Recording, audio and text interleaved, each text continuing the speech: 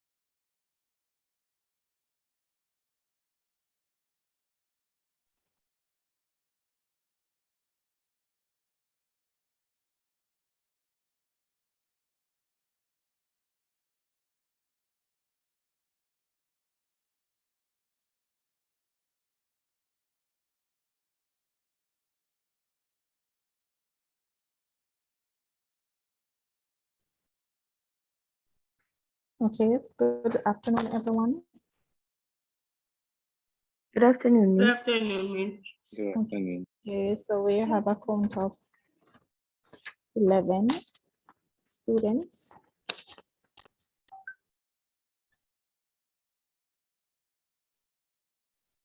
All right, so we'll start.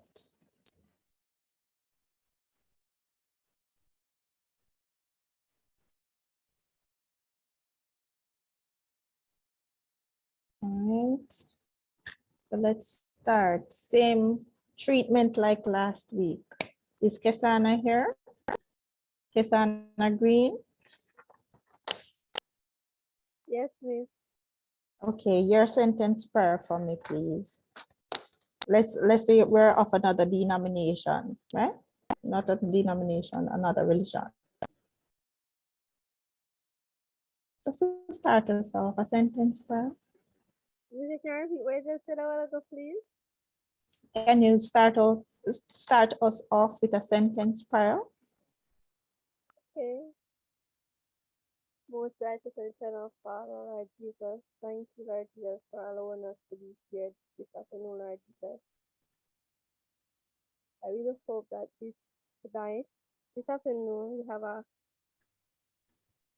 productive day, productive afternoon in class, and that we will understand what we are learning.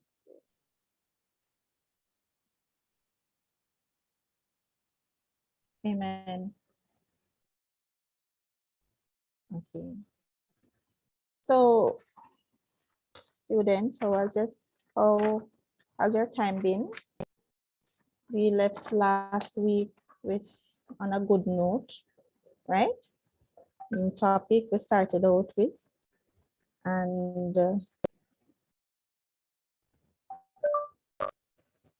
getting some apologies for being late. Okay. Right. So how is everybody? How are you doing? Any fine? Not so fine? Good? Miss, I'm good. Nice. Anybody else? Good. Right. Good. Nice. So we're going to continue from where we left off last week. But before we continue, we're going to just do a little recap, right? Yes. Yes, Miss. What did we talk about last week? Who remember?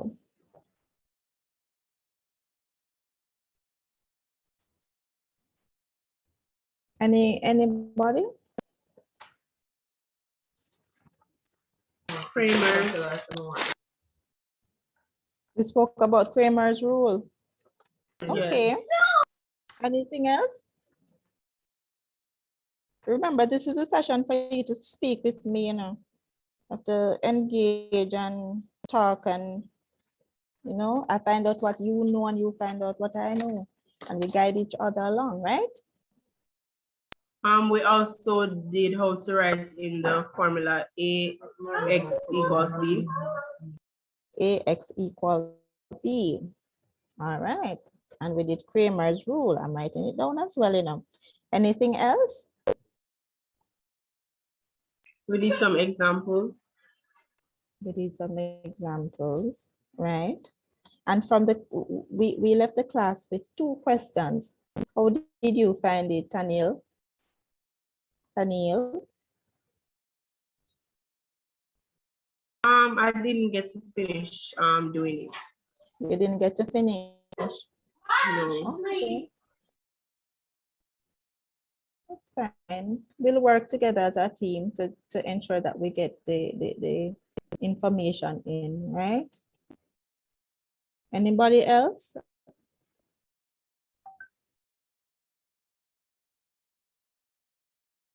All Miss, right. it was easy. So let's- It was okay.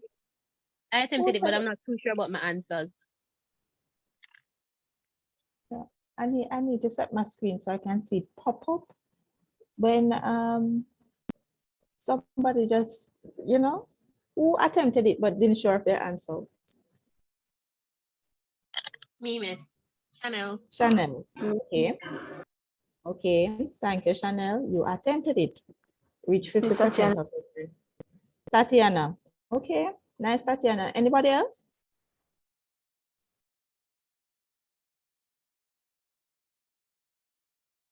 All right. So let's see. Let's start off. Let me see if I can share my screen a little bit just for the review. All right, let's see. Okay, thank you, students, for all those persons who have attempted the question. So, good effort, the mere fact that you're attempting it. And those persons who I haven't responded to personally, I will respond to you personally, right outside of the class. Okay? You don't have to worry about not getting a response as yet. Ensure I'm sharing the correct document. Yes. Go again.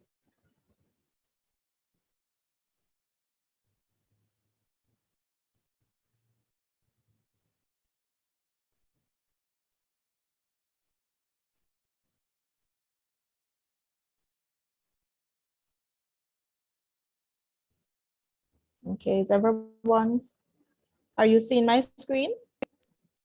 Yes, Miss.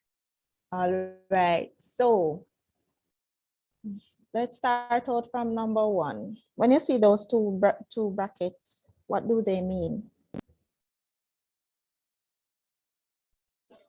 Number Where? one, right here. Just imagine that you see the big bracket here. Here we go. See? It's normally set like this. Let me see if I can type it without the underline. There's two brackets that when we're finding what in the matrix that you normally see those two, it's elongated, it's not curvy. What does it mean? Modulus. Modulus. Modulus or the absolute value. Or the absolute, and when you see that the absolute value, when you see the absolute value, that symbol for the absolute value around the matrix, what does it mean? Find the determinant. You're Determinant. finding the determinant. Thank you. Thank you. And I remember, who remembered, I think it was Tatiana speaking about minor and cofactors last week. Am I remembering correctly, Tatiana? Oh man, I need to pull up that video, that recording. Who was the person who was so brilliantly assisting and explaining minor and cofactors?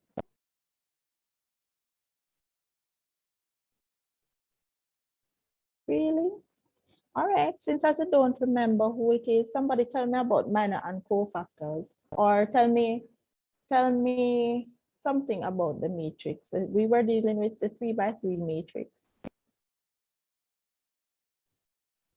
Anybody remember anything from last week about the 3x3?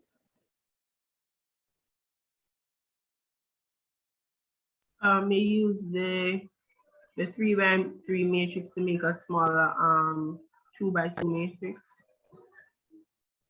when finding the determinant. And those are called the minors. Yeah, the minor. Right. And outside of it is the cofactors and the for the 3x3 matrix to apply an array of signs to all the values in the modulus, and the only values in the modulus that will have the array of signs is the cofactors that will be used to work out the determinant. Repeat that sentence, please. Camille, repeat that sentence, the last sentence. The only values that will have the array of signs only affects the cofactors, and the cofactors are outside of the minor matrix. I'm writing it down. The array of signs only affects the cofactor. That's what you're saying? Cofactors, yes. Okay. And anything else? When calculating the determinant, you use the minor matrix. It's going to be the leading diagonal. You're going to multiply the leading diagonals, and you're going to minus it from the other diagonal. So, for example, Hold on. You're going to, Daniel, you said that you're going to do what with the leading diagonals? You multiply the leading diagonal and you minus it from the other diagonal. You just minus it, so? You minus it You from don't- the other diagonal. For example, if you have A, B, C, and D in as a minor matrix, it's going to be A times D minus B times C.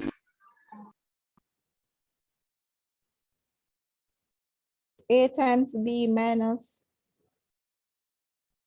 A times B minus. No, A times D minus B times C.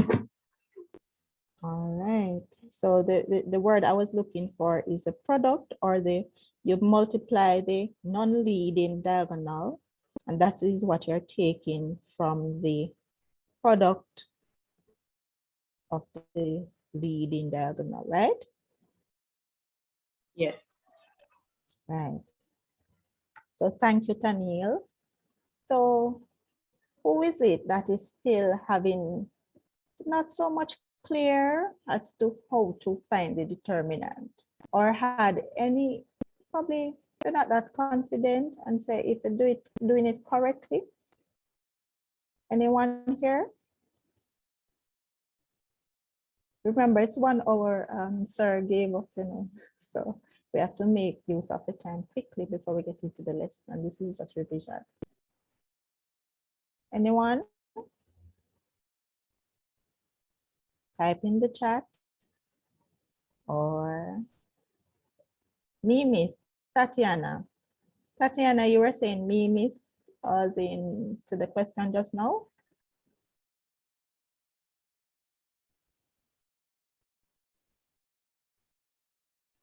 Yes, miss. All right, let us work it out together. Anyone else would like to work with Tatiana? Come on now, teamwork. Not one person in this group, is not only one out there. Okay.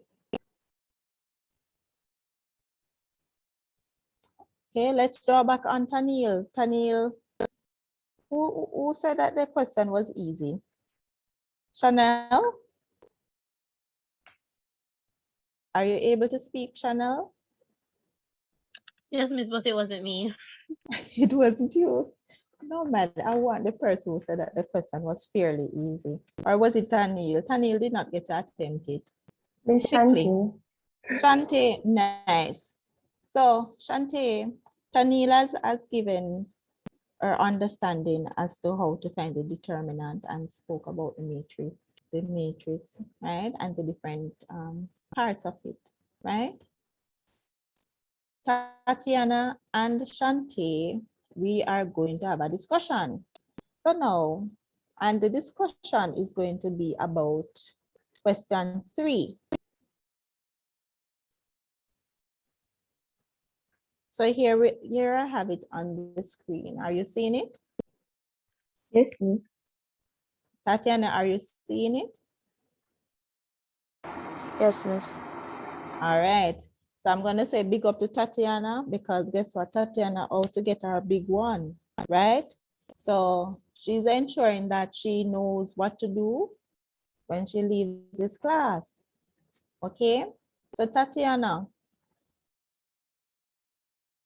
based on the equations, well, the linear functions presented here, the three linear functions, are you able to see how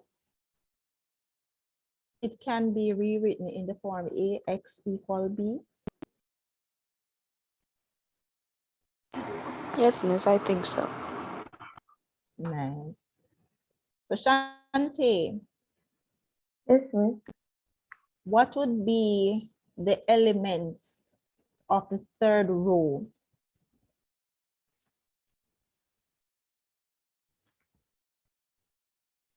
One, 102.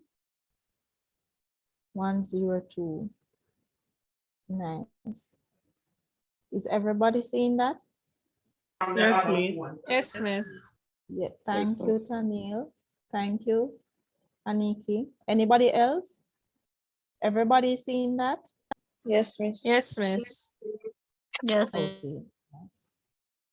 So here we go.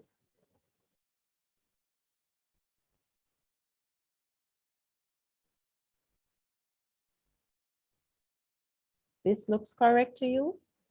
Or we need to go through how we derive these matrix? So we're Yes, miss, it's isolating, we're correct. taking. Okay, nice. So the second question, this question we're working, the part with Cramer's rule says that show that y is equal to -2 using the Cramer's rule, right? So that is a rule that we have been working with so far. So based on how we have separated or written the matrix in the form ax equal b. So a times x is equal to b, right? In A, which of these columns would represent x? The first column. And which one would represent y? Second column. Second. Nice. So Aniki and Tanil. See, they are also get a 1, 2, right? So how do we, since we're solving for y, right? What is the formula? What would you say? How would you tell your fellow student the formula, or how would you find the value of y?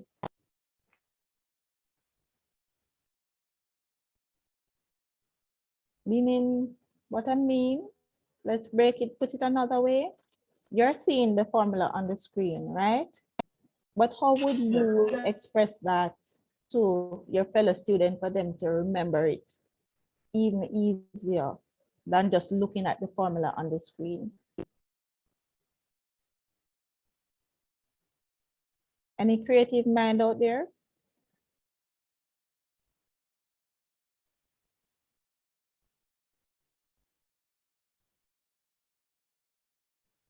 We're going to come back to that question, right? We're going to come back to that question because I know that you're creative and you need to bring out the creativity in here, right? So it's sometimes the creativity, you might double think yourself to say that that might not be accurate, but the determinant of a y, which is a subscript y, right, is over the determinant of the matrix A, which we're working with, right? That is how you find the value of y. So what is the first step? Let's find the determinant of A.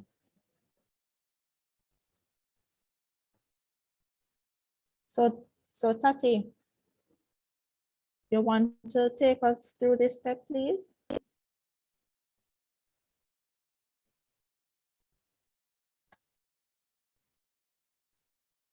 Tatiana?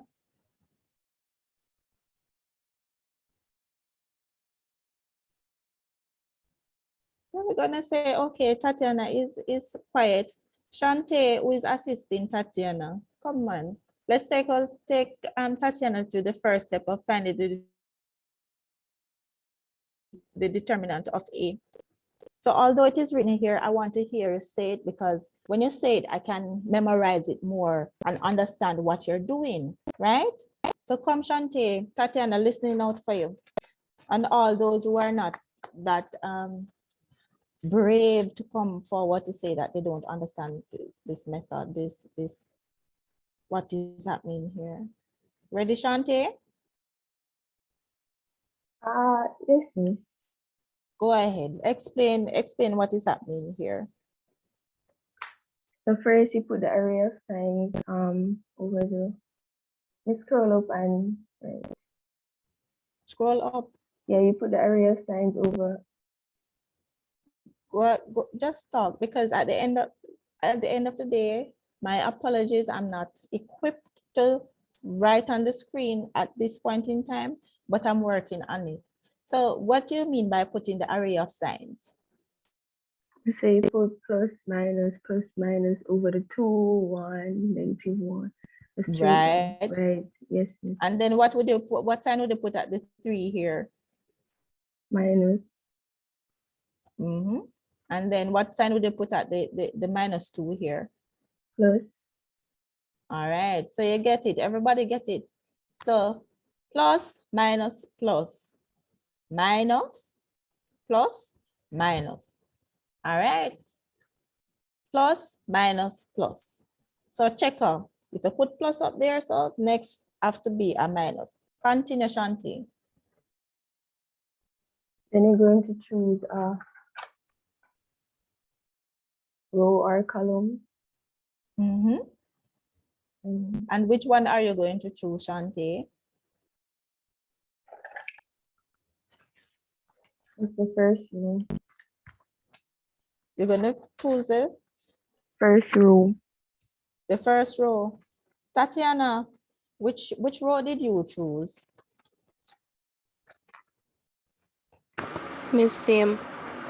The first row. All right. Walk us through now, Shanti. Continue. Miss, repeat. Continue. Oh, okay. So after you put the array of signs, You choose a row or column and then you find, okay, you choose a row or column and then whatever sign is over the, we call the cofactor, you're going to put it right. So like over the 2, it was a plus. So when you put it down here, it's a positive 2 there, right? and then you find the minor. Yes, right? Miss. Yes. The minor matrix. All right. And then next what? So you want to see? Yes, Miss. Go ahead. Continue. And then we put in the minus sign from the table of array, right? Yes. Continue. So we reach to the second element in the first row, right? Yes, Miss. So the second element is 1. Yes, Miss. And then we're going to find the minor of this 1. Can Javia tell me what would be the minor? How do we come by the minor for that element, that 1? Miss. Yes. Using the second column, you would, no, using the first row, you'd eliminate the row and the column that number falls in. Okay, nice. Yes. So that's why you get the 3 and the minus And the 1. 1. Yes. And the 1 and the 2. Right, Javia? Yes, Miss. Nice. So Shante, continue. And for the -1, there's a plus above it. Right. So that's why you get this sign here. Yes. And then the minor over here. The minor of the negative negative. 1. Yes, miss. Right. So continue. So we're Then working it out now. find the product of the leading diagonal minus by the product of the non-leading diagonal. So minus 2 times 2, Negative minus 4. 4, Yes. right? And 0 times minus 1, 0. 0.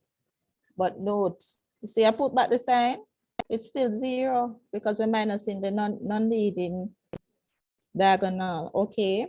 And we move over to this side now, right? To the second set of, right? Yes, miss. Operations, okay. So the leading, multiply the leading, you maintain. So how much do you get? The 6, and then we are minusing what? What would this be? So this would be a minus what? Minus 1. See how I get the plus? Yes, miss. Right. So continue, Shanti. Come on, quick. Then Everybody we find seems the product of yeah. the leading diagonal minus by the product of the non-leading diagonal. Right. So the last one. Then you're going to multiply the 2 By the, negative 4, and you get, negative 8. and the next operation Going to multiply negative 1 by, by 7, and you get right, negative 7. right, You're going to multiply negative 1 by 2, by, and you get negative 2. nice, And that equals to negative 7. Negative 17. Sorry. 17.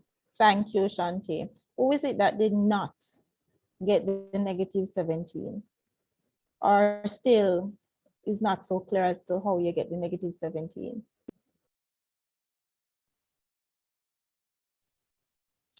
Everybody's on board? Yes, miss.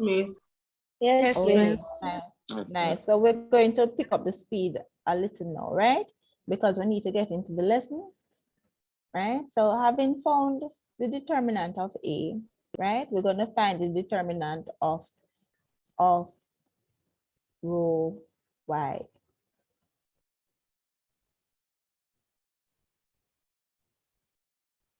The determinant of AY, right?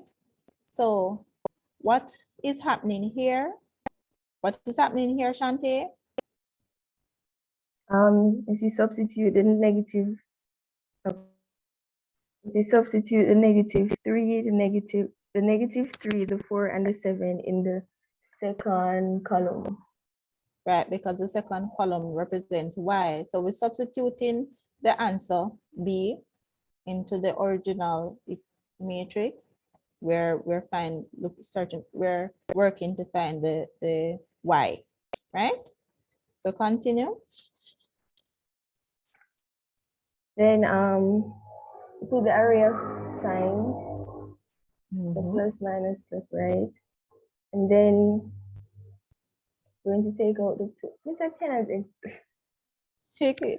Well, you have done Okay, a good job. Yes. You've done a good job. So we're going to use the same principle like what we did. Thank you very much, Shante. And we're going to find the minors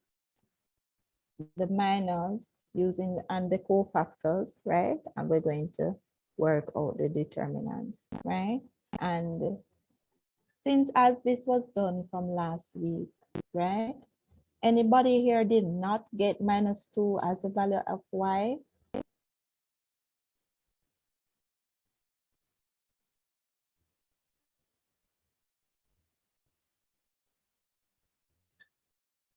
Okay, so let's go. We're gonna go through this a little quickly. So here we go. We're gonna use the first row, right? And we're going to isolate the 2. isolate. So we don't want any row that this 2 is in, and we don't want any column. So we find the matrix that remains, right? So here we go. It's the first element, the matrix here from the first element in row 1. So we're doing the same thing for the second element in row 1, right? And with this minus sign, it's from the array of signs. So it doesn't change the value here, the -3 as yet. It doesn't change it as yet, right? And notice, this is to show that when you work it out, you'll get a positive, but it does not go inside the bracket. It doesn't impact the minor as yet, okay? So you have to find the minor and write down exactly what the minor is. So here, we don't want any row or we don't want any column that impacts this -3. Hence, we get the 3 minus 1, 1 and the 2. Okay, and we continue. So let's go. 4 times 2, 8, right? Minus 7 times -1, -7. Minus times a minus, give you a positive. So that's where you get the 8 plus the 7. Here we go. The minus and the minus give you a positive here. And let's multiply the work out the minor. 3 times 2, 6, minus 1 times -1, give you a minus. And when we're minusing the diagonal, the non-leading diagonal, we're going to get a positive number. So hence we get a positive 1, right? So from the sign of arrays, we do have a positive sign to work with at the end. So, and here we have the -1 from the original matrix. So it's 3 times 7, 21. We're minusing 4 times 1, 4. So it is -1 times what? 17, giving you a -17. And here we are, 3 times the, what is this? 7, right? Giving you the 21, the positive 21, and 2 times the, what is this? 15. 15. The 30.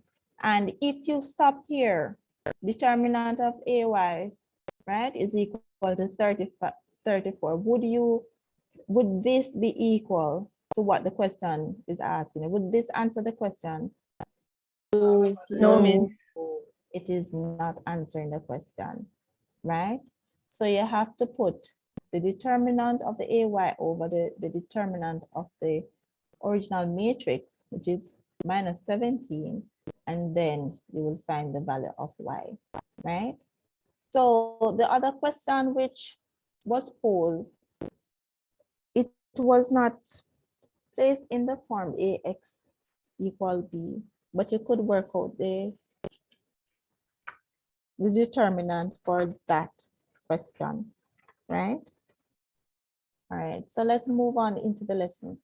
So all those persons who still have not submitted, you now have an opportunity to submit the correct response and practice it. Take some time, try out a different row, try out a different column and see if you come back to the same answer, right? So this is a practice session. So we just have to make use of it, okay? So are we good now, Tatiana?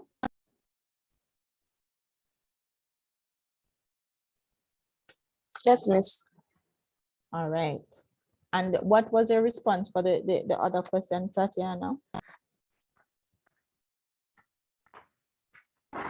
Please repeat. What was the answer for the other question? For question 2? Miss, it was wrong. It was wrong. I'm sure you'll be able to work it out after this. Work it out and send it back, okay? All right, so let's move on. We need to move on. The guys have exams coming up soon, and I'm just here to support you as we go along, okay? So let's simplify. We're seeing x plus x plus x. What is that? What is that? When you simplify it, when you put them together, when you put all the terms together, what is that saying? 2x, 5x, what is it? 3x. 3x. All right. So what is the second, how do you simplify this one? 1x Is it 1x. 1x? Negative. minus 3x minus 1x. Is it 1x or minus 1x? Minus Minus. minus x. Or minus x, good. Because if I write x and we're taking x to be positive, no, there's 2 positive and minus 3x, right? So what about the third one? How do you simplify this one? X 2x squared. 2x squared. All right. So what about the x? Let me change this one. How would you simplify this one? Can you just put them together, put the two variables together like that? No, As per miss. what we were doing? No, Right. miss. This is a different operation. What about the highlighted one? How would you put it together? What would you say?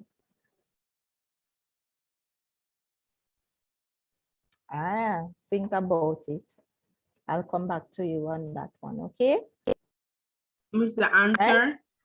Yes. Miss 1 or x. This is x squared times x squared. Is x to the 2x fourth? squared. Repeat that. X to the fourth. X to the fourth. Who said that? Let me see who stopped you. Who said that? Chante. Yes, miss. Chante, man.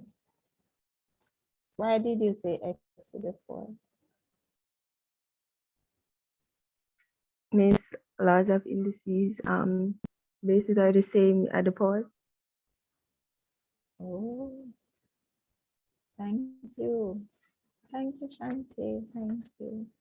All right, so we're going to move on, right? So we start the lesson, and what is it that I hope you to achieve today? So in this lesson, though short it will be, because as soon as it touches 6:30, we're going to stop and give Mr. Shand way. We must continue the lesson. We need to practice. Persons who haven't sent in their work to share what is it that they understand for the correction to be given, if any are guidance, please do so and take this as an opportunity to build on what Mr. Shand is doing with you. Okay, so for this lesson, we're going to be objectives we're going to achieve. So you'll be able to divide polynomials up to the third degree by linear expressions, state the remainder and the factor theorem, determine whether a given linear function is a factor of a given polynomial using the factor theorem, solve problems involving the factor and remainder theorems. Okay, so you have been introduced to this topic before, so it's nothing new, right? So we're just going to build on it, right? Just a quick reminder. Just a quick reminder. So what is it that you're seeing here? Does this look familiar? Yes, miss. Yes, miss. Right. This looks familiar. And I must tell you, from in the maths, you continue, you build on what you have learned in the previous year, right? And here we have the dividend outside, which is the answer. Is the dividend the answer? Let me see if you're following. All right. No. Okay. Okay. And you have the quotient. Is the quotient the answer when you're doing No, a long miss. division? The quotient is not the answer when you're doing a long division. Well, it's part of the answer. Okay, in this situation, yes. And what is it that you use to divide? What is it that you use to divide into the dividend? What is it called? The Divisor. divisor. Right. And then if it doesn't divide into or share into equal parts, they're left with a what? Remainder. Remainder. Nice. All right. So where am I going with it? So the same way we can set out the equation using the dividend to be the quotient, right? Yes. To divide, go ahead. Why have a multiplication sign? Why there is a multiplication sign? Good question. Very good question. Can we take a simple analysis here? 13 divided by, tell me a factor, divisor. Let's say 3. Right? 13 divided by 3. Natalia?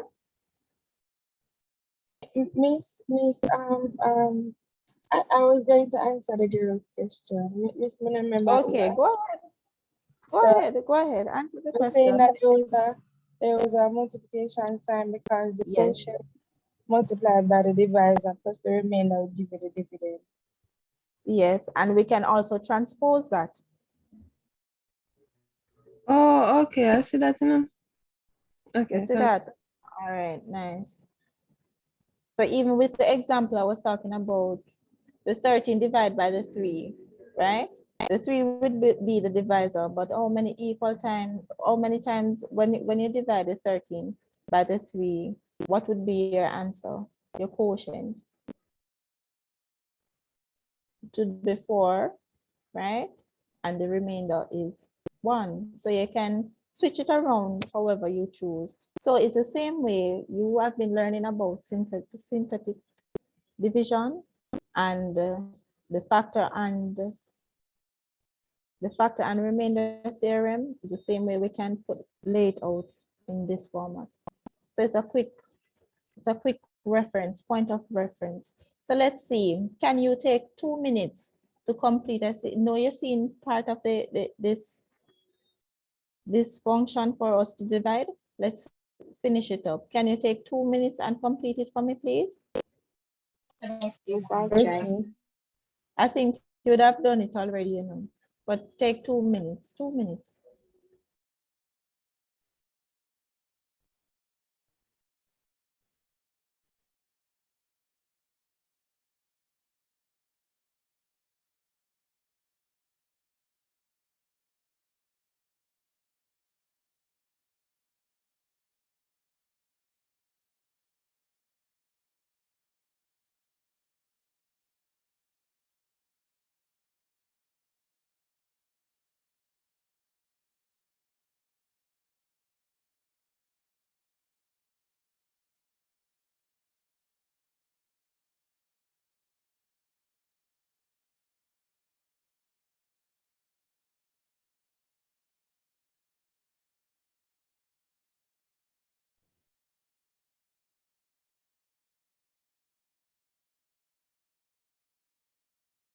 So what did you get? The quotient is 3x plus 2 and the remainder is 4. And the remainder is 4. Anybody else get something different?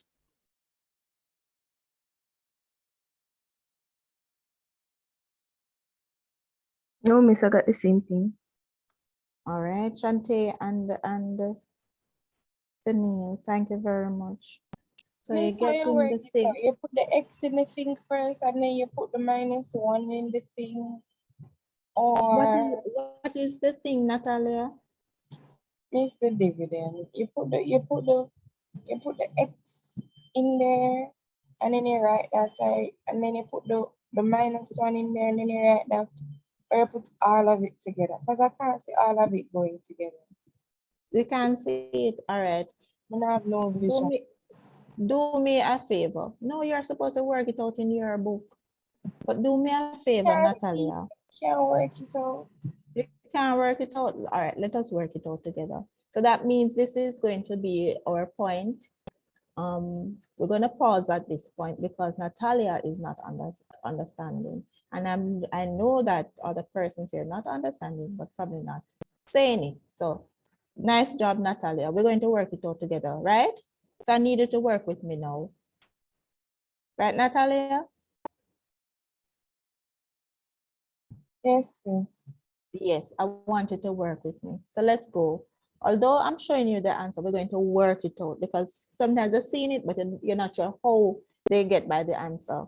All right. So we're going to put it into the long division format, right?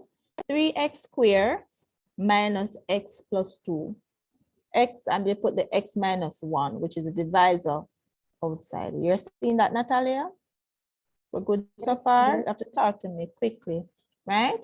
So the first thing we do is say x into 3x squared. How many times can I get x out of 3x squared? Miss, How many times? 3 times? Just 3 times? If I want to get back, so you say x, when you're factoring out x out of 3x squared, what would remain?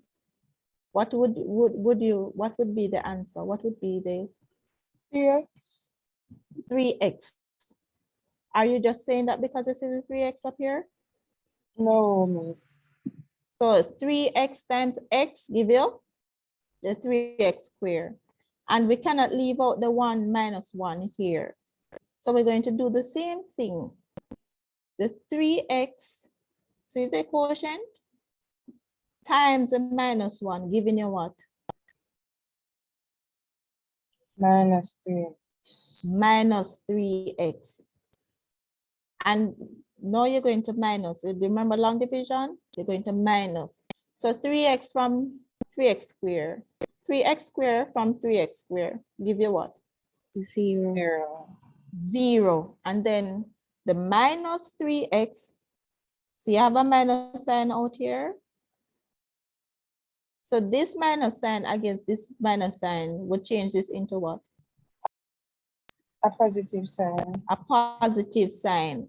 So when you have positive 3 and a minus, positive 3x and a minus x, what will be your answer? 2x. 2x. 2x. 2x, right? And you will bring down the other variable, the other element, which is 2. So it's 2x plus 2. So we're going to go again. X into 2x. 2 times. 2 times. And then we're going to multiply across now. 2 times x, giving you the 2x. And 2 times minus 1, giving you the minus 2. And we're subtracting everything here, right? And then we're Yes. going to say 2x from 2x, nothing. Remember the sign impacting everything here. So minus 2 minus 2, you're adding it, so you get a 4. Are we clear? So what I'll do, students, we're at 6:30. What I'll do is to send the practice in the WhatsApp group and respond to you individually to work with you on this one. Okay, Natalia?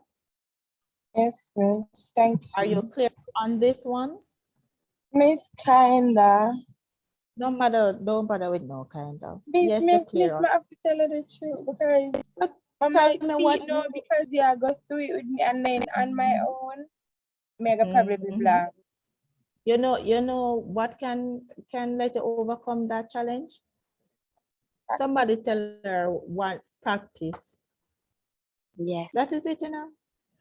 Practice. every day. So I'm here to facilitate. Yes, I'm here to facilitate the practice.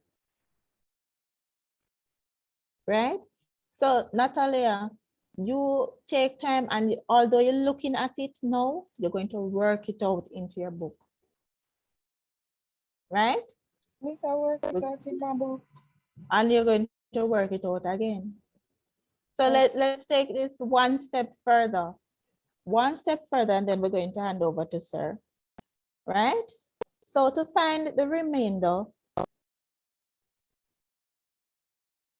let the function x minus 1 equal 0.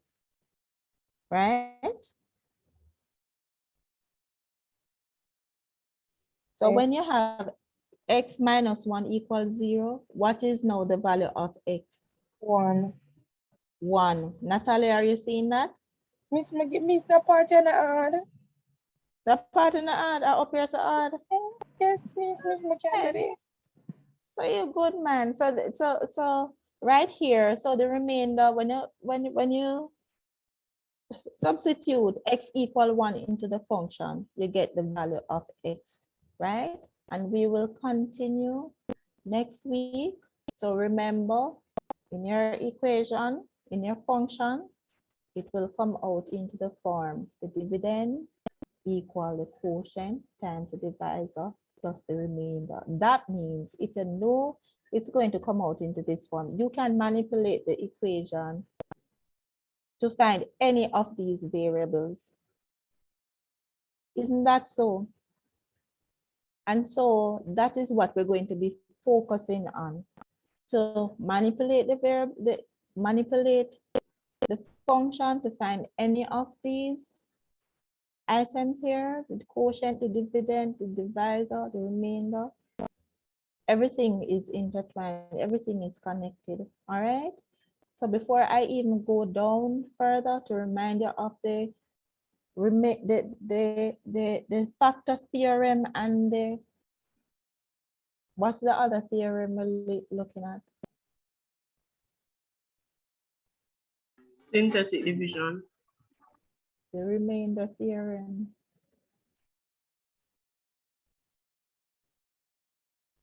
The remainder theorem. So who remember that one? Let me see what you remember from what Sir has taught you. Miss, about the remainder theorem. The remainder and the factor theorem.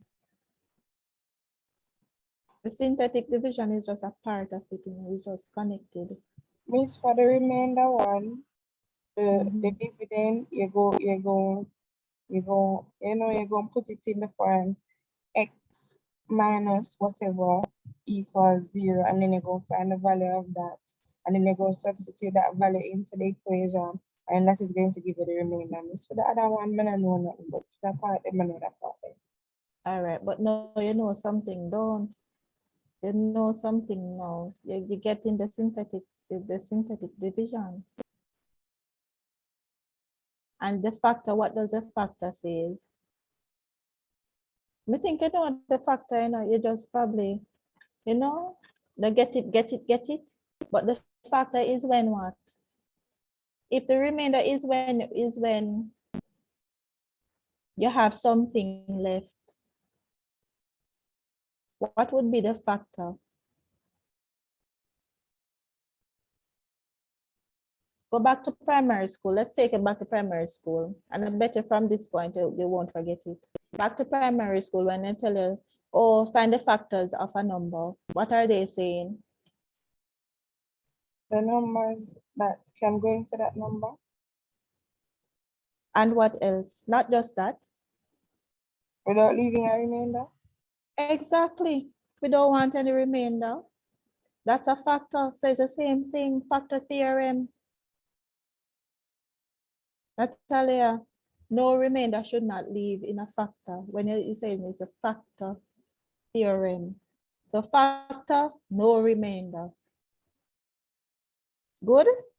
Yes, yes. All right. So I'll be sending you the rest of this. It's quite a practice we had to go through, but I'll use the next modality, the WhatsApp group, to ensure that we continue our discussion. Right, Natalia? Yes, miss. All right. So where's sir?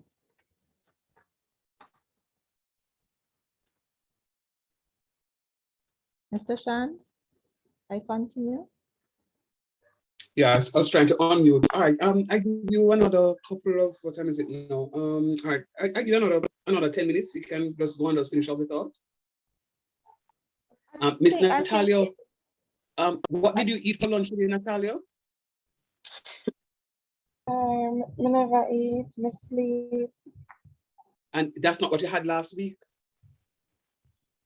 So last class, me sleep too. No, that's not what you told me. You said that you never had lunch. So it's another same thing I'm saying today. I never had lunch, I slept. Well, you may need to start eating some lunch. Sir. Because you're forgetting this stuff. No, man, seriously, you're forgetting some Yeah, of the I'm stuff. not forgetting. I honestly never got that, like, that never concrete. It never did cement. So, but the remainder one, I can do, but the other, the little division one was on it. All right, so guess what? You see what we said? And I think Shante was, or Javier was the one who said it. We need to just practice a little bit more. I promise you, if you put in a little bit more effort, and not just you, everybody, put in a little bit more effort, you will see and reap the benefits. All right. All right. So, Miss, you finish your thought, right, Miss? Yes, let's finish the thought. All right, cool. I have. You can continue, sir. Oh, you have finished. Oh, you have completed. Yes. Okay. All right. Cool. Thanks. All right. Yeah. So so for the rest of you, I'm going to encourage you to revise. Revision is the key, and I keep saying to you, what I did when I was going to little school, a little math every day takes the failure away. A little math every day, every single day takes the failure away. And I'm going to encourage you to put on that sort of attitude to just practice. Remember, you know, they have a WhatsApp group and there are students in the class who are understanding. Just drop it in the group and say, here the plan. All this though, and I am watching it. And if it is that we're not seeing what is happening, then I can't come in, but we have to get the ball going. Let me tell you where I'm at now. This is March 11. We have about 6 weeks left to complete the syllabus. 6 weeks. So I'm very hopeful. We still have enough time to make up, you know. But as we make up, which is by Mrs. Do not teaches that she's doing, going through her tutorials to get you guys to a place where we want you. But it is important that we do what we need to do. Sorry, you saying something, Natalia? No, sir. Okay. All right. So thanks again, Miss. And for those of you who are seemingly struggling, I'm going to encourage you to do what you need to do. Let me just bigify this a little bit more. All right. Now, allow me to apologize. I'm going to be very real with you. And you know, one of the good traits of a teacher is that the teacher needs to allow his or her students to see and understand that they are also real people. We too went to school and we too never understood something, or maybe we did something and failed something one time. Or, I mean, very few teachers would have gone to school and passed every test, every exam, the whole of them educational life. Well, I wasn't one of those. Me do one exam one time and I swear me pass it. And the man failed me. But guess what? I had to do it over. And this was when I was at the university. I had to do it over, and I tell myself, say, me not like the course here. I mean, now feel it one more time because already I have to come back and come face the lecturer. And I did that course. And I got a C plus the second time I did it. And that C plus felt like an A. When them the days there, we never have no online, you know. So you have to walk and go under one little sitting, we call one undercraft. We go look for one big billboard, we go read on your ID number. Or me look on something and me see that me said, thank you, Jesus. I was the most, I mean, it's like you gave me an A plus. It's like me get 100% on the exam. And you know what happened? Is the seriousness of which I took this thing. The first time around, I was really not, I did nothing. Well, let me not say that. But you know, we have to do what we need to do in order for us to become the success that we need to be. And it means that we can't just open our math book on a Monday and on a Friday, right? There are some of you in the class that are doing very well. I'm very proud of you. Marked your exam, submitted your grades long time. And, you know, if you keep this energy up, I mean, it's a sure one. It's a sure one. Some of you are borderlining that if it comes on a day when the sun is too hot, you're going to fail. And all it means is just for you to forget about the heat and just focus and just do what it is that you need to do. So I'm going to encourage you to speak up. My final discourse for the little warm-up housekeeping matters is that when I look back at the grades, I'm seeing a positive correlation for those low grades with students who don't participate in class. I'm not saying that on the ones who unmute and speak past the first the end of the semester exam. No. But the ones who I know speak up and ask questions because they're not understanding are the ones who, when I mark the paper, I could see little flesh on the meat. There are some of you who are here and are not here. All right. So with that said, to whom much is given, much is expected. Of him, much is expected. Him or her, much is expected. And if you fail to prepare, there's no other thing to do but just to prepare to fail. All right. So let's go. So last class, we started our calculus. And we looked at the we looked at the intuitive method and the calculations method for evaluating your limits. We briefly looked at the indeterminate form, introduced it, the indeterminate form. And the indeterminate form in the first instance, we looked at 0 over 0. And I think this was a question that we looked at here. Just recapping what it is that we did. The question says, we're supposed to evaluate the limit as x tends to 3 of x squared minus 5x plus 6 all over x minus 3. When we substituted the values, applying the algebraic approach, anywhere in the rational function, rational ratio, fraction, anywhere in the rational function I see x, I'm going to substitute 3. We already established that x is not equals to 3, it is only approaching 3. But for ease of calculation, using the algebraic approach, we're going to let x to be equals to 3. So when we substitute, we're going to get 3 squares is 9, and negative 5 times 3 is negative 15, plus 6, all over 3 minus 3. We know 3 minus 3 in the denominator gives you 0, and 9 minus 15 is going to be negative 6, and negative 6 plus 6 is going to be equal to 0. So I have the indeterminate form. But sir, when I put it on the calculator, I get math error. Yeah, because you cannot divide by a 0. It does not exist.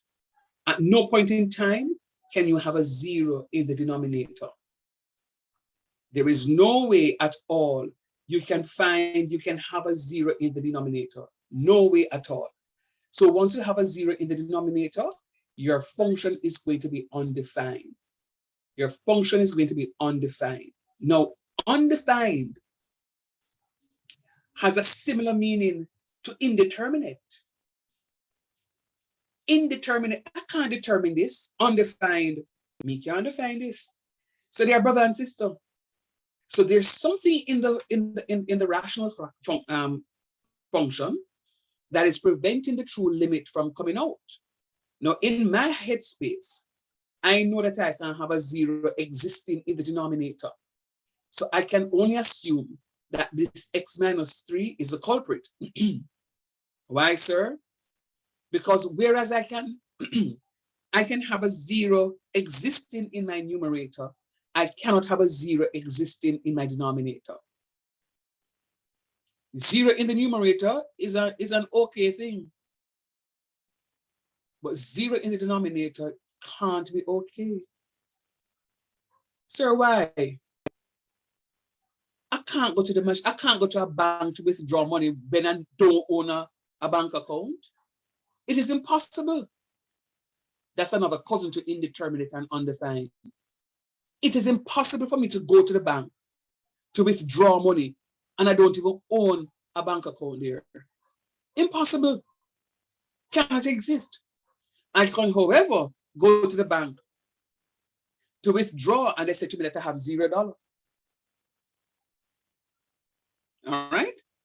Now, so we now need to do one of 3 little things. Either we're going to be factorizing, simplifying, or rationalizing. So it is that we can get out what is inside that little thing about that is preventing my true limit from coming out. So inside my numerator, there has to be a 3 minus x, a x minus 3, so that I can eliminate that x minus 3 from the denominator in order to successfully calculate the limit of the question there. It's very important. Extremely, extremely, extremely important. So we're going to factorize. How do we do that, sir? And why do you know that we have to factorize? When you look at the question, we recognize it's a trinomial. A trinomial, sir, why trinomial? It has 3 terms, and it is more specifically called a quadratic expression in this case. Sorry, I'm just trying to find the backs here, but it's called a quadratic expression. Now, in that quadratic expression, I'm going to be factorizing. How do we factorize? We multiply the coefficient of x squared by the constant term, and it's when the coefficient of x squared is 1, and 1 times, this is a revision, you know, we did this question last week. 1 times positive 6 is going to be positive 6, and positive 6 times, I need 2 numbers. When multiplied together will give me positive 6, but when added will give me negative 5. And those 2 numbers will be negative 3 and negative 2. Sir also told you a little secret. Once this sign here is a positive sign, it says to us that both signs in the brackets will be the same sign, and they will look like this sign. All right? So I'm going to have negative 3 and positive 3 as my factors. Negative 3 and negative 2, sorry, as my factors right here. So I'm breaking up my negative 5x into negative 3x and negative 2x. When I group, I'm going to end up with the first 2 here in the bracket in my first set of parentheses. Then I'm going to have the other 2 in my second set of parentheses, leaving my middle sign out every time. If the middle sign that is left out is a negative sign, it says that I have to flip this last sign. By the constant, flip it. So if it's positive, it's going to become negative. See it here? I flip it here. Why do you flip it, sir? Really and truly, the reason why we flipped it is because we are factoring out a negative sign. Because remember, inside a positive sign, there are two negative signs. Inside of my positive sign, I have two negative signs. So I can factor out one of the negative signs, and which is what it is that I'm doing. So when I factor out one of the negative signs, the other sign is going to be negative. Also remember, what the sign that is in the first bracket has to be the same sign that is in the second bracket. Must be. Sir, why? Can only be that so that when I am factorizing, I have something to factorize. Because I can't factorize the two different signs, it means that something is not going to be common. I am going to be in problems. Serious problems if you ask me. So I have to go ahead and make sure that the signs are where the signs supposed to be. All right. With that said, I'm going to look for what is coming between x squared and 3x, which is going to be x. What is left is going to be x minus 3. And what is coming between 2x and 6 will be 2. And what is left is going to be x minus 3. And when I factor out x minus 3 because it's common to both, I'm going to have x minus 2 and x minus 3. Sir, see the x minus 3 there? Yep. Then, sir, how you know? So, oh, if you guess you're a teacher, no, you can know it too. Remember, you can't have a 0 existing in the denominator. You can't have a 0 existing in the denominator. So the mere fact that you're seeing x minus 3, but the limit is tending to 3. 3 minus 3 is going to be equal to 0. So because of this, you know that x minus 3 is going to be the limiting factor. It is preventing my true limit from coming out. So I know that the numerator must contain an x minus 3 if I am to determine the limit of this function. If I can't take out the x minus 3, this function is going to remain as indeterminate. But if you're saying to me to find the limit, it means that we have to take it out. It means that I can take it out. All right, let's go. So I'm going to rewrite my numerator. I'm rewriting my numerator as x minus 2 times x minus 3 instead of my x squared minus 5x plus 6. And when I do that, I'm going to cancel the x minus 3. Then I'm going to be left with x minus 2. Then I can go ahead and substitute my 3 in it, and I'm going to get the limit to be equals to 1. So the limit of this function here is going to be equals to 1. Are there any questions? No, sir. All right. We also looked at this question last class. Thank you, hon. We also looked at this question last class. And the question is the limit as x tends to 4 of x plus 1 over x minus 1. Okay, sir, we're going to get indeterminate. Okay, let us try. We recognize when we substitute 4. No, this is right. When we substitute 4, we're going to get 4 plus 1 is 5. Let me just go ahead and oh Lord, I hate when this happens. So 4 plus 1 is going to be 5.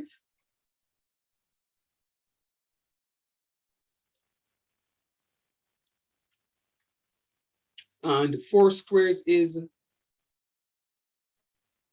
16.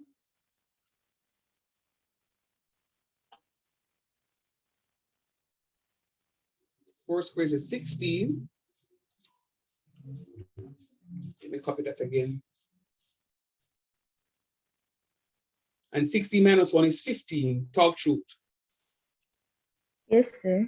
Yes, And 4 plus 1 is 5, don't it? yes, yes, sir.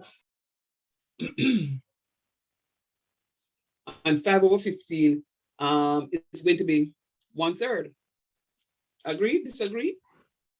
Agree. Agree. Nice. Thanks for agreeing. I hope you guys are seeing it now, guys. Yours is a responsibility if you're not following what is happening, that you're willing to say something to teacher. Now,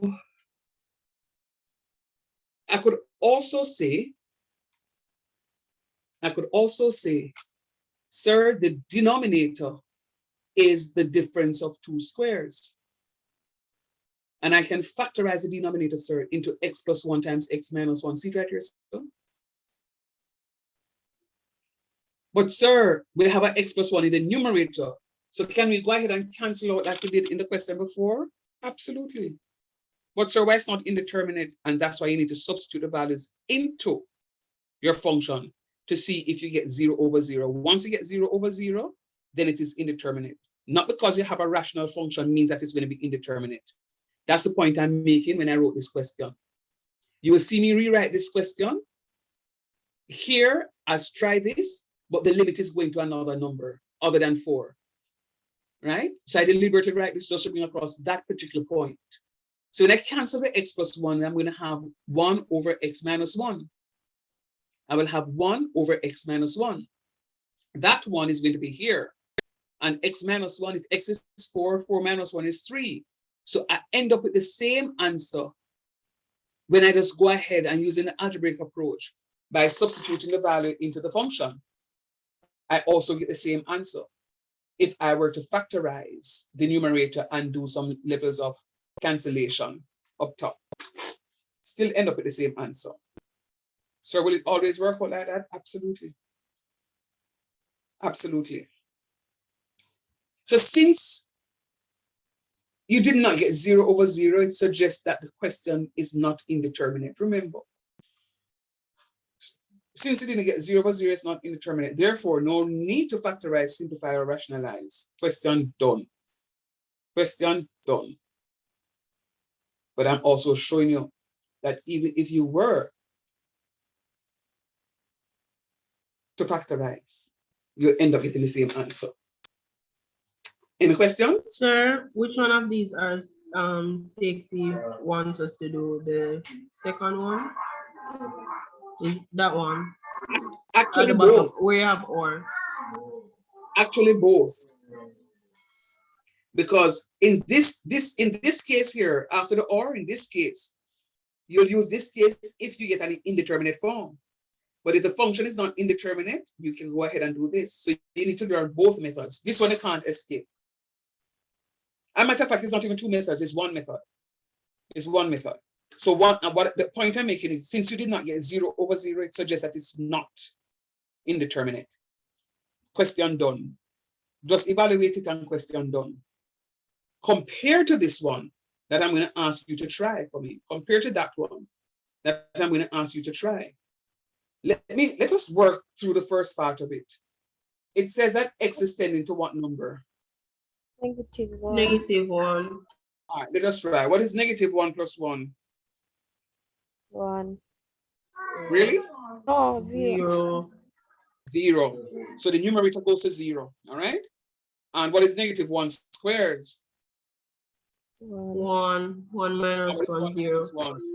0. So Sure. we have the that one is indeterminate. Sir, Don't. it's indeterminate, yes, sir. Right. Okay, fine, good. Now, based on what it is, look, do me a favor. Based on what it is that I just did with the other one, talking to you about the difference of 2 squares, your factorization one of the prerequisites for this stuff is your factorization. When you look at my outline, you don't see factorization on my outline at all. You know why? Because that is a prerequisite. You need to come to the class knowing factorization. So do me a favor. I want you to finish this question for me. Write the question off and start working on it for me, please. You need to first identify, say to the man them that, tell the man them that it's indeterminate. Don't just jump that step. You have to let them know that you know that it's indeterminate. And once it's indeterminate, there is one thing of 3 things that you need to do when you're checking. All right, I give you 5 minutes. On the mark, get set, go.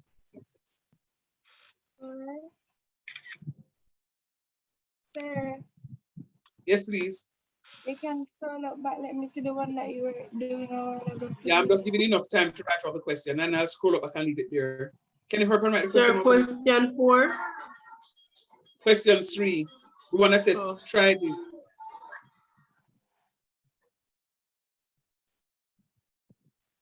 All right, scrolling. Here you go.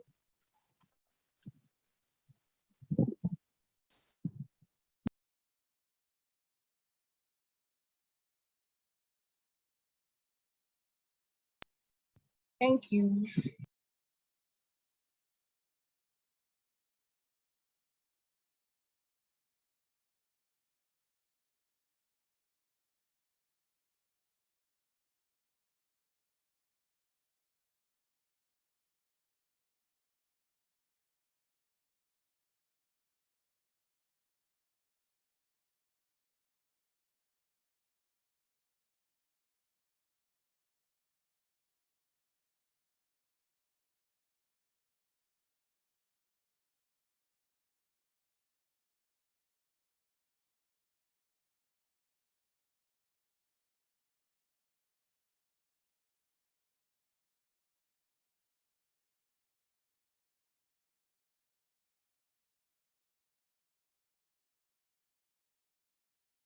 Excuse me, sir. Where's the question?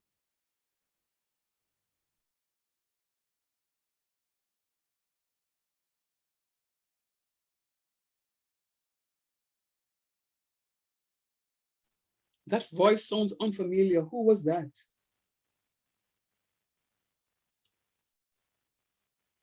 Channel. Chanel, all right. You sound different. Foxy, you sure you're all right? Yes, sir. So it's not Fox. It's Channel Whitfield. Oh, Whitfield. Yeah, man. Because I'm sure that's not Foxy at all. Okay, got you.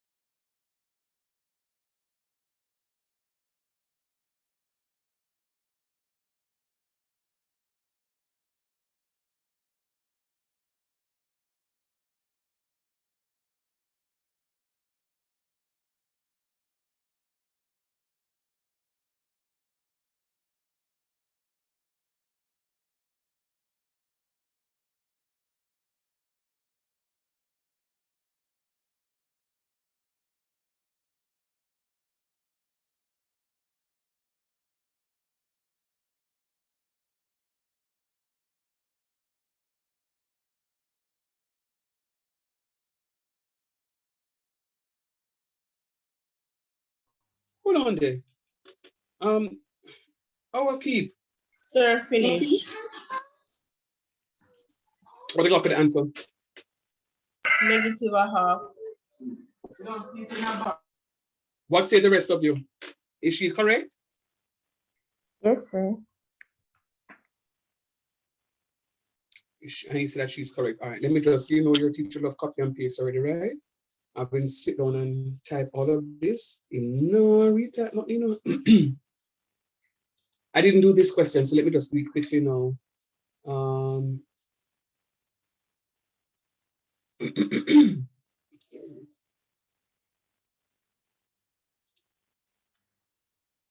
That's -1.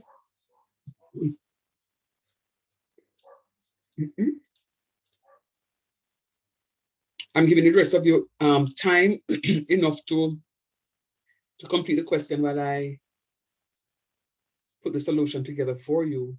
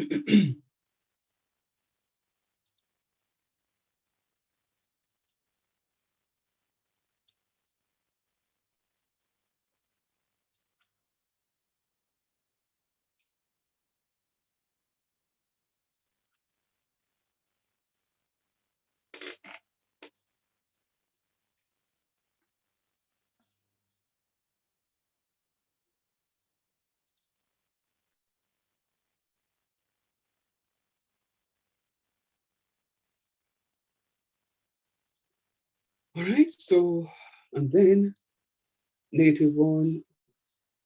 What is it for the answer? Negative a half. Okay, And okay, more great. negative 0.5. No, -1/2 is correct. I thought you said a Yes, half. Because sir. yeah, when I look at it a while ago, I got a -1/2. Very good. Congratulations. -1/2 is indeed the correct response I'm looking for. All right, so it's what, sir? Sir, Yes, on. sir, what's the purpose of doing it the first time and then you get the 0 for 0 and then you do it the other way to get an actual number? Is it just to show that it's Indeterminate. indeterminate? Yes. So the only reason you went ahead and factorized, which is what I was explaining in this question, the only reason you went and factorized the denominator in this case is because it's indeterminate. If it is not indeterminate, you don't need to do a factorization. Remember, oh dear.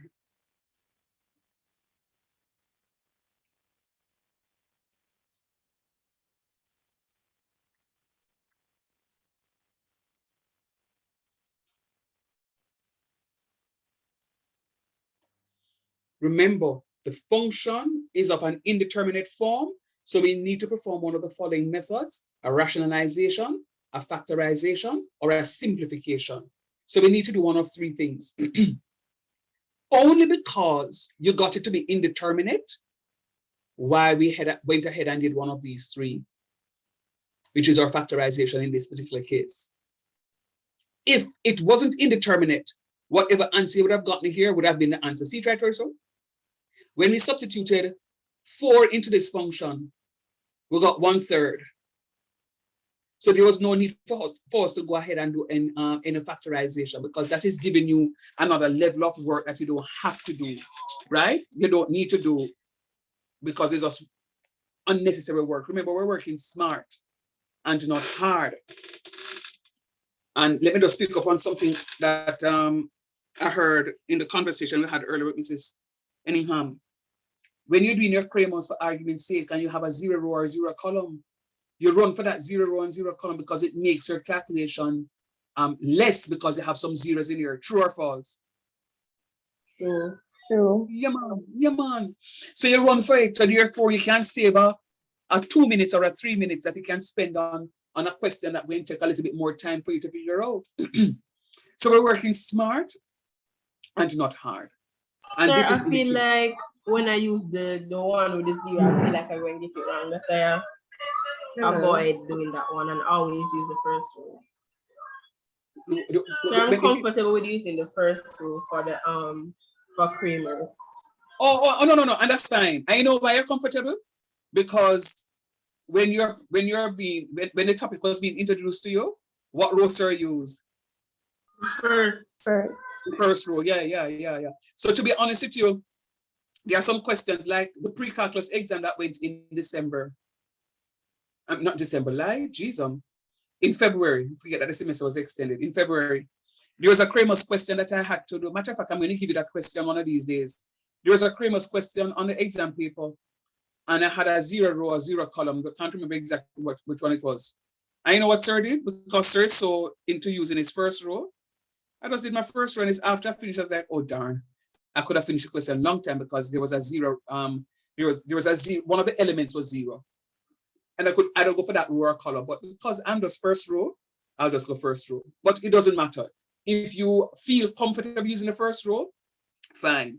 Take the extra minute to use the first row to get your full 5, 6, 7, 8, 9, 10 marks than using something that you're not comfortable with, and you lose some points. Okay, so let's go. All right, so And before we go, yes, Dante. I'm gonna know. All right, come speak to me. Habla me. After I get the 0, 0 part, the part there. So, I know someone's factorial. I know what for the book can do. I know. What you can't do? You can't do the factorization. That's what you're saying.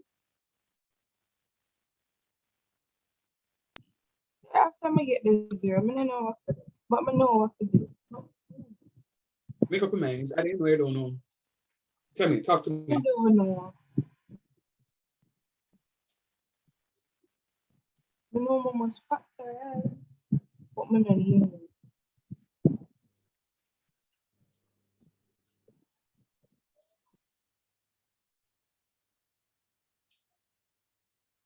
All right. So what it means then not to be is that SQUARE.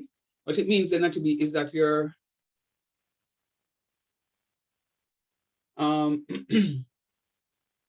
the prerequisite is not yet met, meaning factorization. We need to revise some factorization, because you know what to do, but the factorization, as if I'm understanding you well, you know that you're supposed to factorize, but you don't know how to factorize a function.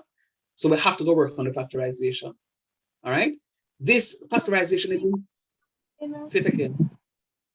I mean, I think like, I don't know, probably if I see more numbers, I can do it because I can factorize. But I don't know. I don't know. All right. Let me tell you where we need to start. What I'm getting from you is a negative energy. Sir, no. We can't bother. To hell with this. When I do this for? Let me go sleep. Oh, and incidentally, I should have said this earlier. I think you're sleeping too much, Natty. Let me ask you a question. Whenever you take up your book to study, and this goes for anybody else in the class, whenever you take up your book to study, Natty, do you find yourself wanting to sleep as soon as you take up the book to start studying? Yes, sir. No, I didn't hear that yet. That was a yes? Yes, sir. Okay, let me ask a question to the other students. Is there anyone else in the anyone else in the class? JJ, what is that tick for? That tick means a yes? Yes, sir. All right. So I hear from two people. Just let me ask the question again. Is there anybody else other from Jay and Natty that when they take a book to study or to do a little work or to revise, the sleep just take over? Anybody else? Yes, sir. Chemistry. Oh, okay. All right, good. Yes. All right, no problem. Me hear a man say something about it. John Matt, that was you or Terry? Terry. All right, is that not? Tarek said that Tarek answered. All right. So if I can find my chemistry in context, there's a particular page that I was reading on oxidation and reduction many years ago when I was doing A-level chemistry. And I just couldn't understand this darn thing about oxidation and reduction. And I got laid on and claimed that I'm going to be studying because there was a test. And I laid on my chemistry in context. I don't even know if them still print the book there. And I slept and tore the leaf of that book, thinking that the information would osmoserize or diffuserize into my headspace. It never happened. It never happened. So where are you going with this? Let me tell you what I had to do. When I was preparing for my A-levels, I never did keep. With my A-levels, one night I had to get with it. One night I had to have a good talk. I'm my best friend. I ask me my questions and I answer my questions. And no, I'm not getting mad. But one night many years ago, I had a real one-man conversation. And at the end of the conversation, I lift up my bed and put it alongside the wall. We have enough space in the room now. And I spread a comforter on the floor in the room. And I sat down on the comforter to study. When I felt sleepy, I used to lie down on atop the comforter. But I have two pieces of sidebone there that when I turn, I have to wake up because when the sidebone connect to the ground, I have to get up. And that's the discipline that I had. I had to make a conscious effort because as I opened the book, the spirit of sleepiness come over. You know what I also had to do? I had to invest in Malta, we call it molasses or honey. And the honey that I'm talking about is the one that comes in a bottle. And what I used to do is I'd take a tablespoon of honey, and what it does, it relaxes the mind. Now, you see the first night or two after you take a tablespoon of honey, you go on sleep. So sleep, because what it does, it is causing the body to be relaxed. You see, after about the third night, you are going to be on a mission. If you don't like honey, or you can't take the honey, get some molasses. If you're lactose intolerant, don't use milk, use water. And if you don't want that, get a bottle of Malta. At this point in time, when you're about 6 weeks away from your exams, you're supposed to be up every night, getting in the extra work. Some of you are carrying 5 courses, carry studies, your 3 content area, plus integrated math. That's plenty enough. You can't focus on one and neglect the other. They come as a package. So I hear you, Natty. I too was suffering from it. I overcame it because I had to do what I had to do. On a need for start eating right, on a need to start getting up. If you start setting your clock about to wake up, what I used to do, and real talk, I have siblings. And what I had to do is come home. So when I finish school, I come home immediately, get some work done up before they came home. When them come home, it's my rest break. When they went to bed, I will go to bed with them too, you know. But when I get up back at either 11 o'clock or 12 o'clock or 1 o'clock, I know so if I get up at 1 o'clock, I am going to be beating the books from 1 o'clock right back until about 5 o'clock when I'm going to get ready for school the following morning. And I did this consistently. You see, your body's going to be so immune to this waking up now, either midnight or 1 o'clock, that you no longer have to set the clock. You're just going to get up. You must, students, at this stage of the game, have that sort of regime. You have to be practicing. And don't just get up on the one subject. Put a timetable together. All right, here the plan. Mrs. Henningham did review of factor and remainder theorem. I'm going to do the questions she did in class.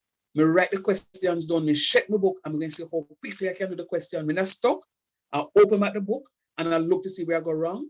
And I get a new page and I start the question again. And I'm not stopping until I get the question by myself. When you think that you finish, you can tick off that and say, okay, I understand that. You move on to matrices and do the same question. And when you feel that, boy, I get a little bit maths, I understand what was done in math class. All right, I'm going to go to chemistry. I'm going to read up a thing or two, or go to physics, or go to bio, or go to wherever else you want to go to. But you have to do that. I don't want nobody to come to class. Lazy man writers will cause you to fail. It will cause you to fail. Ask anybody who is studying. Sleepless nights. And my final thing to you, I know I have the science students for integrated math. You see, when you go back to science and tech, when we have a rude awakening, a very rude awakening. When you go to class, 8 o'clock to 10 o'clock, and then have a 10 o'clock to 5 o'clock lab, or a 10 o'clock to 4 o'clock lab, 6 straight hours of lab, especially if you're doing chemistry. Those days of chemistry were rough. If you're doing bio, chemistry, and physics up there, rougher. So you have to get into the mood from now, all right? So one of the things that I want you to do is the prerequisite for this is factorization. So I want you to make sure that you are doing your factorization, reviewing your factorization in order to answer this question, all right? I'm gonna just make a note here so that when you look at it, where should I put it?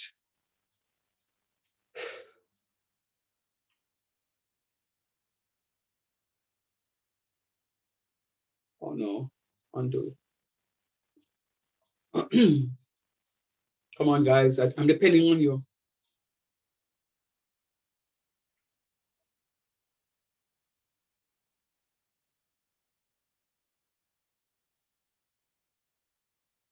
All right, so your prerequisite is going to be factorization. Very important. And the factorization we're talking about here is going to be the difference of two squares. All right, so Nati, you and others will see more factorization as I go along. Let us see if we can pick up a little bit of pace. Here goes another question.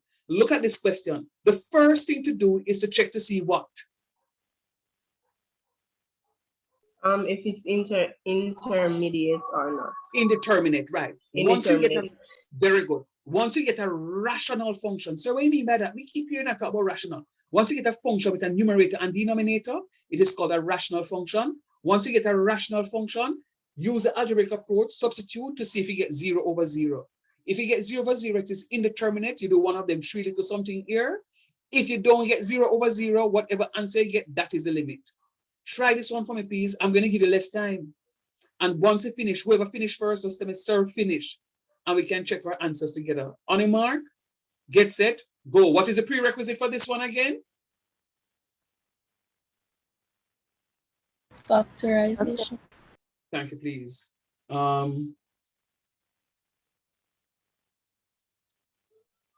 right. Go ahead for me, please. Oh, don't want you to see my answer. Go ahead for me, please. On your mark, get set, go.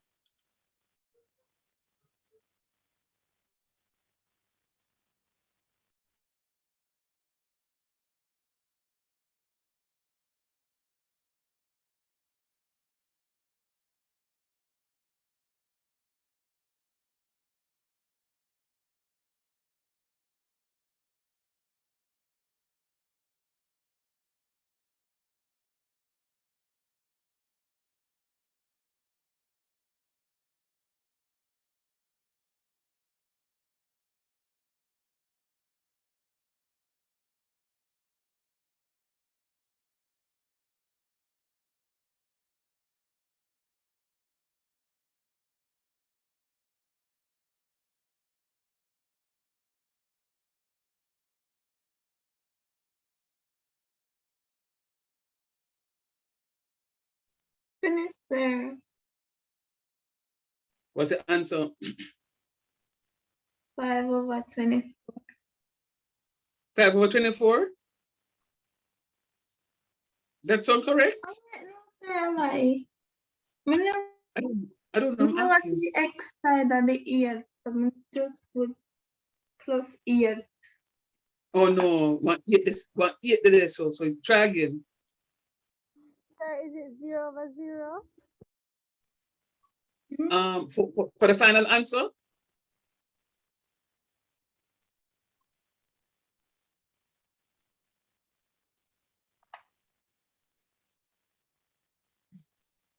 Oh, 85. Yes, guys. 0.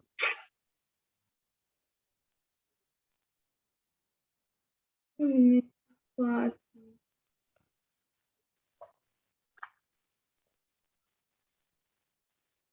Talk to me now, what you talking about? What you saying? I'm sorry, I asked a question.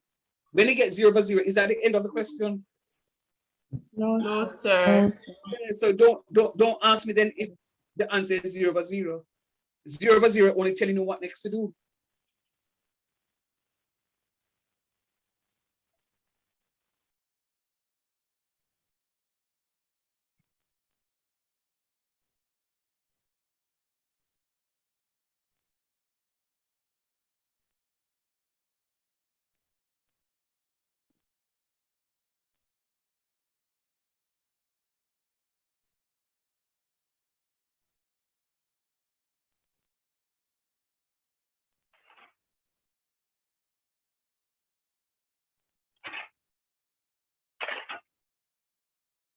Sir, I'm done. Yeah. I'll think. Wait, sir. Wait.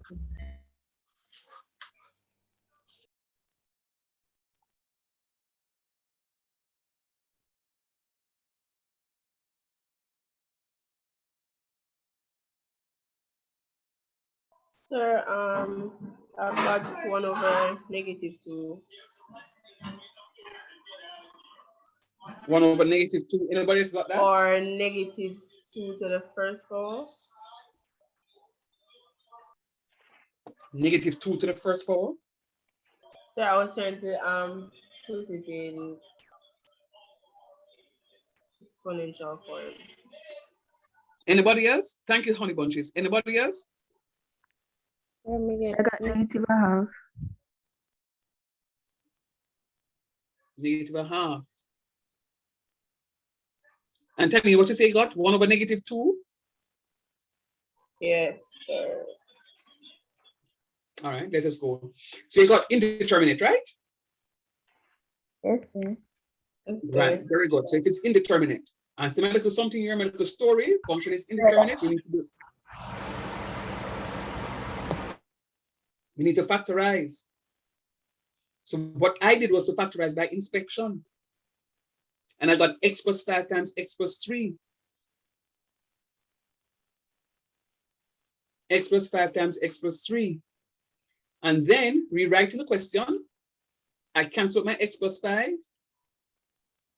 I'm left with x plus 3. So there's a 1 in the numerator. And when I substitute the value here, 5, I'm going to get -5 plus 3, which is -2. So I'm going to get -1/2 as my answer. Very good, those of you, the pair of you that answered. The pair of you that answered. Tanil and who was that? Was it Chante a while ago who answered? I didn't get Yes, the voice. sir. Right, thank you, honey. So is there a difference if I put 1/negative, or the negative not supposed to be in the denominator? Same difference. Okay. -1/2, 1/-2, or -1/2, same difference. Okay. But I need to talk to you about something though. You said to me, 1 to the negative something, you put it in an index form. What was that? I was trying to put it in index form. I don't know if I did it right. I said, what did I say?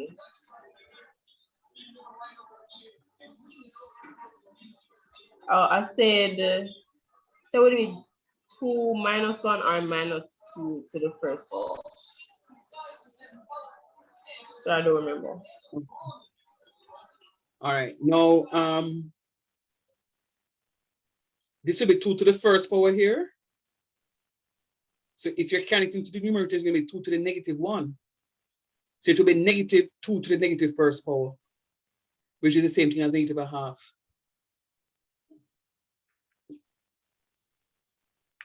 Follow me? Yes, sir.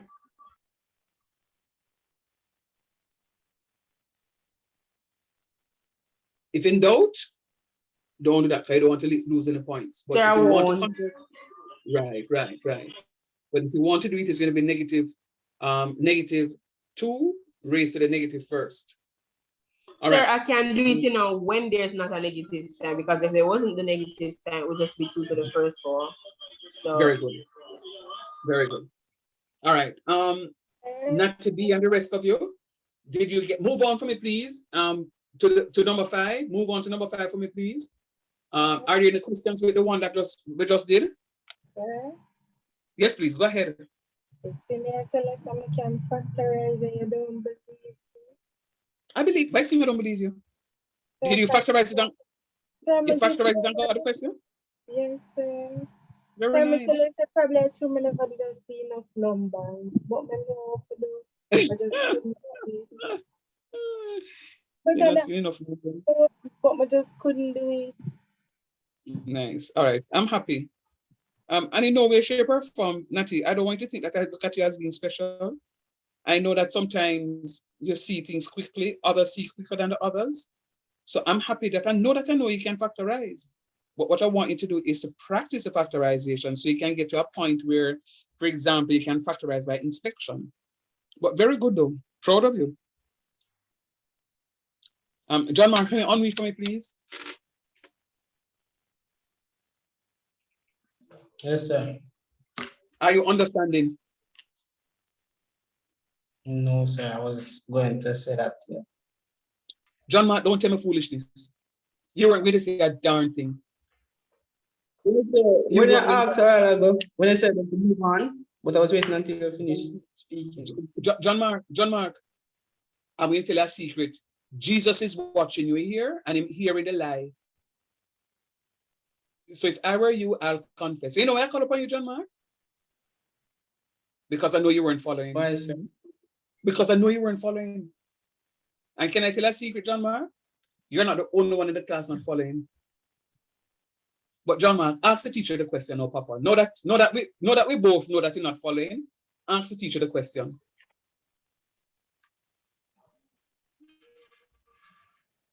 I just don't understand how to do it. Yeah. Like when you do the starting part, I want to substitute the -5, like for this question that I just run through. Mm-hmm. Is that what I do, sir? Substitute -5 into the x. Into the function. So anywhere in the function I see x, I put -5. Yeah. And what you get? Do that for me, John Mark.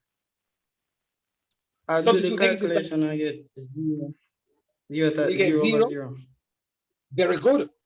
So the mere fact now that you got 0 over 0, it suggests to you that the question is of an indeterminate form. So what do you mean by that?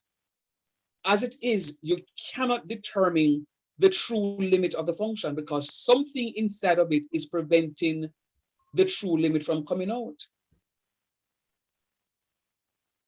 Something inside of it is preventing the true limit from coming out. You follow what I'm saying? Oh. So in order for you now to find what this true limit is, you will have to do one of 3 things. Either factorization, a simplification, or what the other one is now? Just had a brain freeze. Rationalize. Or a rationalization. All right? And then when you do one of those, more than likely, it's going to be a factorization. More than likely, it's going to be a factorization. If you're doing another course, maybe like Pure Math 2, they will give you something like a rationalization to do. Sure. Right? Yes, please. What is rationalization? All right, I'm going to show you. I'm going to show you. All right. And then, very good. I come. Oh, very nice. The rest of you, please continue working while I just address this one here. And then when you finish the one of the three, when you finish the one of the three, in this case, you're going to be factorizing. You have to know how to factorize your x squared plus 8x plus 15. By inspection, so I got x plus 5 times x plus 3. What am I saying to you? When I look at this, the mere fact that I got an indeterminate form, the numerator for me seems simplified. The numerator seems simplified. So therefore, I could only assume that the denominator contains something inside of it, preventing the true limit from coming out. And my question to you is, what if the denominator has this x plus 5 contained in it? It means that the x plus 5 is going to be in the denominator. And if the limit tends to 5, negative 5, I'm going to have negative 5 plus 5, which is 0. So if this if this numerator is contained in this denominator, I expect to get an indeterminate form. Why, sir? Because I cannot have a 0 existing in the denominator. Not yesterday, not today, not tomorrow, or whenever. It just does not happen. Can't happen. So when I factorize, I got my x plus 5 in the denominator. Again, students, part of the problem is your factorization. And we saw factorization in polynomial division. We saw factorization in indices and logarithms when you're looking at your indicial equations. You remember your indicial equations where you have to make a substitution? We saw it right there. Factorization comes into a whole, almost every area that we've done so far contains some level of factorization. You can't not know it. John Mark, are you okay here so far? Yes, sir. All right, if you're not okay, don't tell me yes or no. And it goes for everybody else in the class. So when I make the substitution now, my x plus 5 times x plus 3, then I'm able to cancel out my x plus 5. I'm able to cancel out my x plus 5. When I cancel out my x plus 5, I'm going to be left with 1 over x plus 3. Now that I have, yes, sir. Go ahead, Papa. So I'm asking, I know is x plus 5 plus 3. Say it again. I didn't hear you. I didn't hear x you. Plus 5 and x. So are you here? No. I'm hearing you. Speak.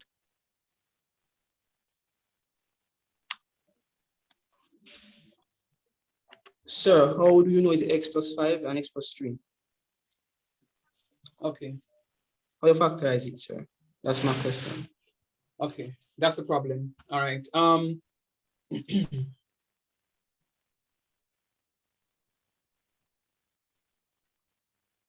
That are the problem, Papa. That are the problem. That are the problem.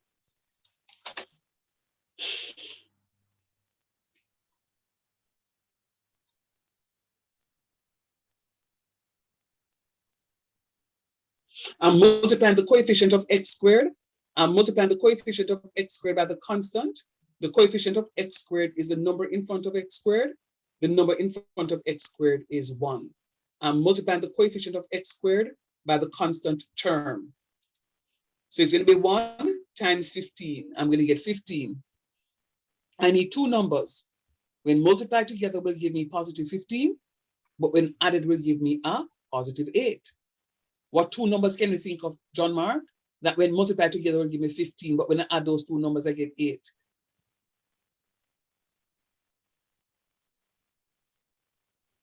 What are the factors of 15, John Mark?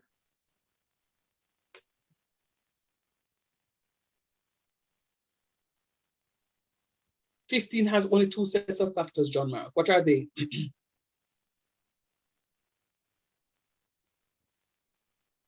Okay, I think I'm muted. 3 and 5, sir. 3 and 5. So not hearing, sir? No, you wasn't hearing at all. I don't know if anybody is hearing you. Anybody is hearing him? No, sir. I wasn't hearing you. Sir, I am. Hearing you now, yeah. So you said 3 and 5, don't?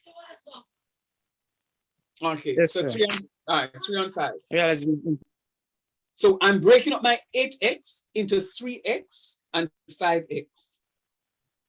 I'm breaking up my 8x into 3x and 5x. Breaking up my 8x into 3x and 5x. Just like that, I have it on the screen. And then I'm going to be grouping.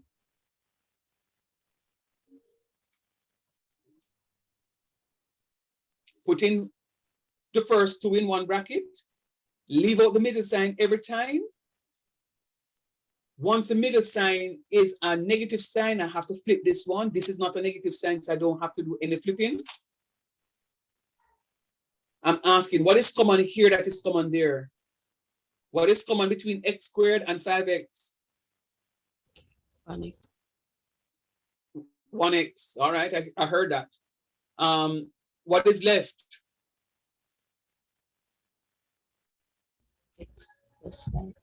X. Okay, I heard that also. What is common between 3x and 15?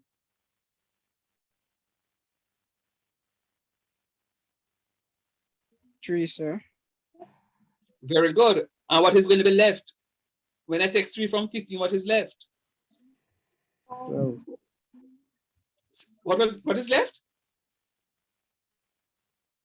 So I think you said subtract 3 from 15, sir. I swear to God.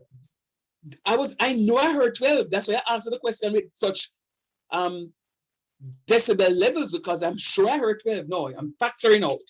So I'm going to have 5. You recognize that x plus 5 is common to both. So I'm going to factor out my x plus 5 again. And when I factor out my x plus 5, I'm going to have x plus 5 times x plus 3. And that's how I got my x plus 5 times x plus 3 here, that inspection. Can you see that now? Yes, sir. I see it. I see it. You see it now. All right. Thank you, sir. Thank you, sir. Students, again, I'm going to say to you, if you not understand in Jesus' name, please to unmute. Sir, I'm not understanding. It's very important. Kisana G, are you understanding? Yes, sir. Are you sure, Kisana G? Yes, sir. All right, good, good. Monisha P, are you understanding? Yes, sir, but I'm stuck at the second one. You got stuck at the second one, never mind. Patrine G, are you understanding? Yes, sir. Huh? Yes, sir. Oh, me think you said no a while ago, because you know, I'm going to take away lunch money for all of next week. All right, let's go. All right, so Monisha says she's stuck. We don't know why she's stuck. She plays stuck key. All right, let's go. Did you get indeterminate, Monisha? Yes, sir, the factoring part Monday. Something now we're correct. So. You know what? You know what needs to happen? Only need to meet me on campus tomorrow morning at 6 o'clock and jump on the bus. I am going to take you to St. Thomas to get a dip into that river, so that you can, into the river of factorization, so you can understand how to factorize. Every one of you, tomorrow at 6 o'clock.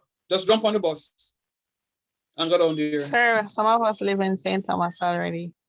Oh, Jesus, I apologize. Exactly why Why I you said attack her? special open them written here. Would I like to know?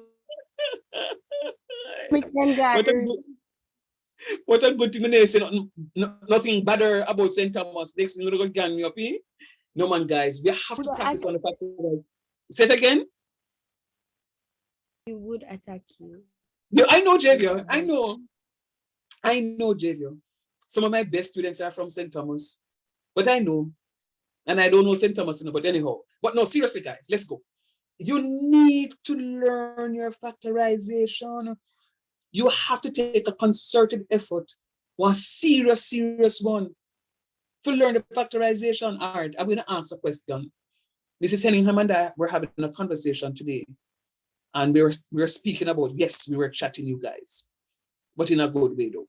We always do. Teachers always talk good thing about their students. And the conversation was, what if those students who are understanding would avail themselves to, well, the students who are not understanding would ask a question or will ask help from those in the class that are understanding. And those who are understanding, if they will avail themselves to just, work collaboratively to get the stuff. If you understand now and you helping somebody else, it will only make you understand even more. But you cannot sit down, those of you who are not understanding and don't want anybody to know, say, understand. No, man, that now work out right. But you need to. All right, let's go. Let me see if I did this one by inspection. Rockstone. Oh Lord. You don't know what happened? Tani, you got one for the answer? Yes, sir. Matthew, what you got for the answer?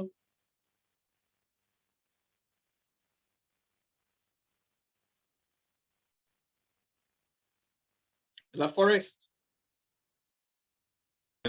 One. You got one. All right. What I'm going to do is just a factorization. All right, now hear me out.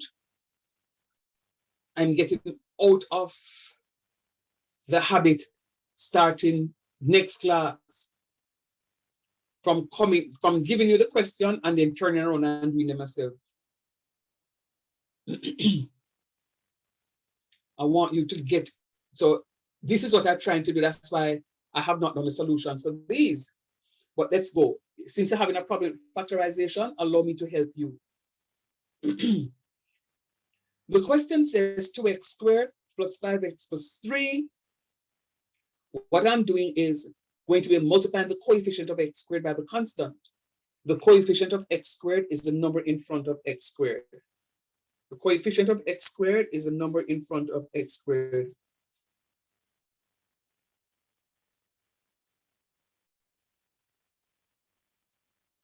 The coefficient of x squared is a number in front of x squared.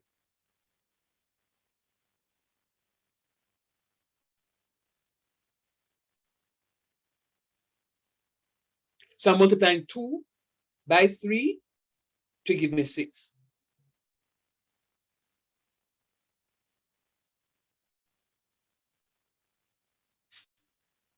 Two times 3, 6. I need two numbers.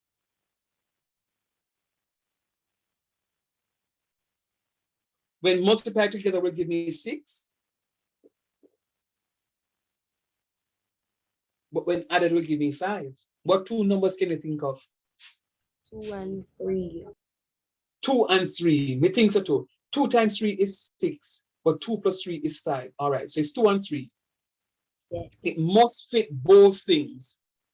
2 and 3.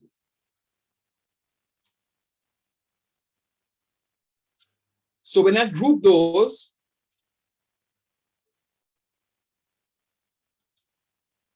remember, once you have a positive sign in betwixt, you are going to not flip anything. Only time you flip is when you have a negative sign separating both. Here my question. What is common here that is common there? Think about it before you answer. What is common here that is common there? 2x. 2x.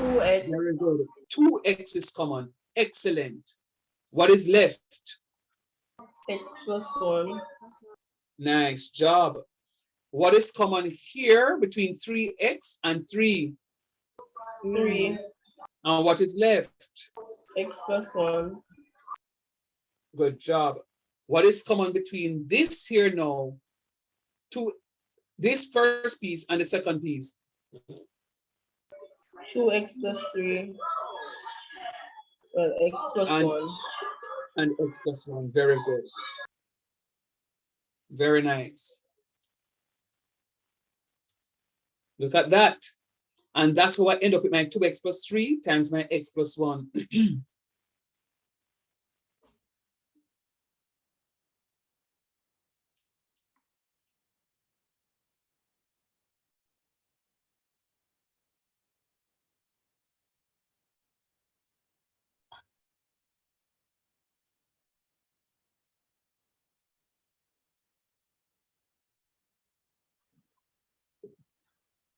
Sir, Any questions? Yes, honey. I wanted to ask, why I did use 2x plus 3x up there, sir? Right here, so. Yes, sir. Can somebody tell Cassandra for me, please? Let me see if you were listening. Can somebody tell me? First, you need to find, you need to multiply the constant by the coefficient. The coefficient is the number in front of x squared, and the constant is the number that stands alone. When you multiply them, you're going to get 6. 2 times 3 is 6. You need two numbers. When you multiply, you get 6, but you add to get 5x, and those two numbers are 2x plus 3x. Thank you, Tantan. So when you multiply, when you add 2x plus 3x, you're going to get this 5x. So you're trying to break up this 5x. But how you're breaking up this 5x? You're breaking up the 5x in such a way that it fits the original question. What is the original question? The original question would be 2x squared plus 5x plus 3. So you need to find two numbers. So it has to be systematic. You need to find two numbers. When multiplied together will give you the product, but when added will give you this middle number. This is the middle number. Let me tell you why it is that we're breaking it up. I think I told you before, but maybe you miss it. Let me tell you why we're breaking it up. You see this thing here? And that's why I keep writing it. We need to group it. All right? So we need to group it, but I can't group three things. I have one term, two terms, three terms. I can't group three things. It means that one of them will have two, and the other one will have just one. It can't work like that. So what is going to happen now is that I have to break up this piece inside here. So, and remember now, I'm trying to factorize. So even if I put two pieces in one, I'm not going to have anything to factor out. So when I break it up now, systematically, now I can have two pieces in one and the other two pieces in the other one. See it here, so? So when I take out what is common between this piece here and this piece and put it out here, so this is what is left, x plus 1. When I find out what is common here, so, and here, so, which is a 3, what is left is the x plus 1. So know that this x plus 1 is common here. And it is also common here. I take it out.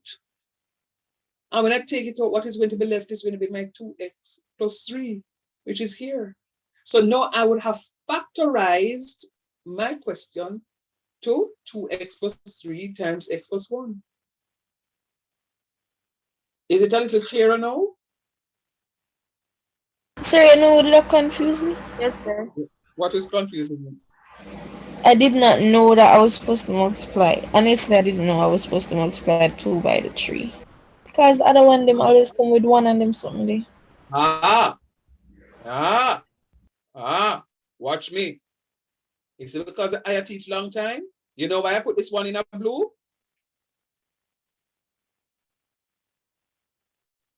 Somebody hazard a guess, please.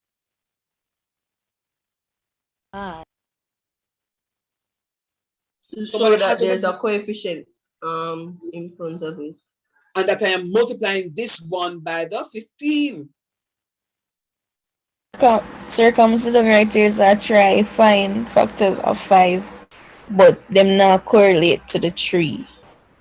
Oh, so that means that you to Manisha? For me. Sir, I never multiply. That's why I never get the 6. So that's why I never really quite understand. The same thing me do. All right. And guess what? We know somebody else in the class. Did I do that? But they don't want to talk. But guess what? You see why it is important for you to ask questions in class?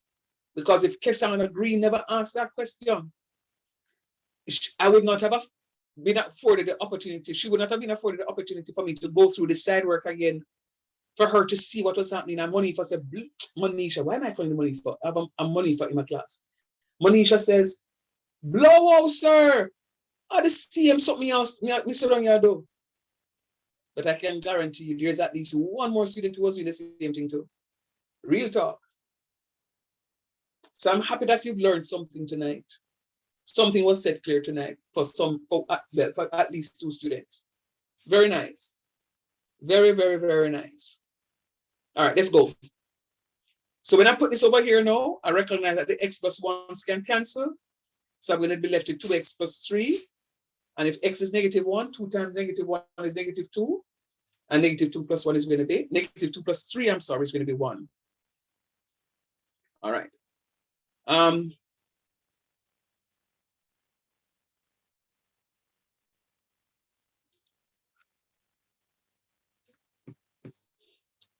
There goes number 6. Guys, on the hurry up and work, we have half an hour left, and I want to complicate this a little bit more, because I have to touch even at least one other method on the same limits here. So start at one point, please. I give you 3 minutes. Sir, Yo. by elastic, I see one of them they have sign and them look something when I get that in the exam.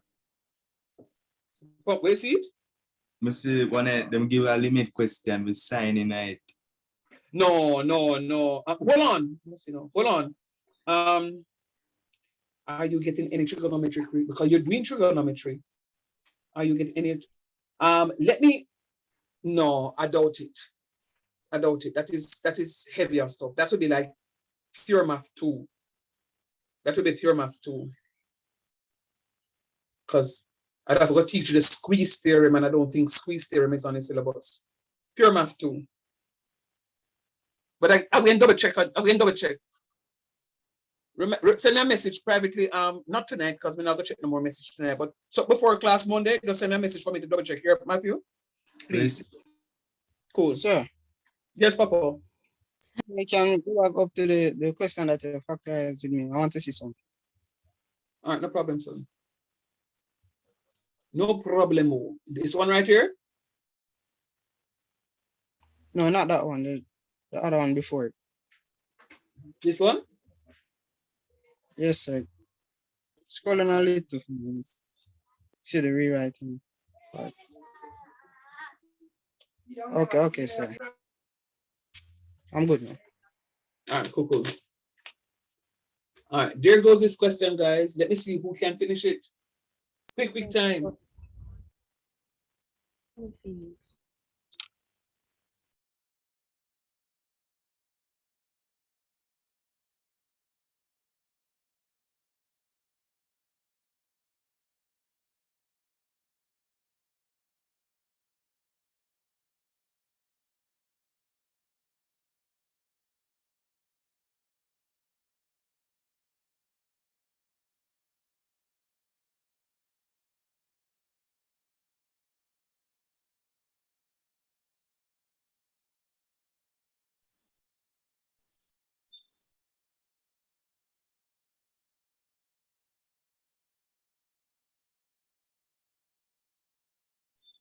So it's the answer 1.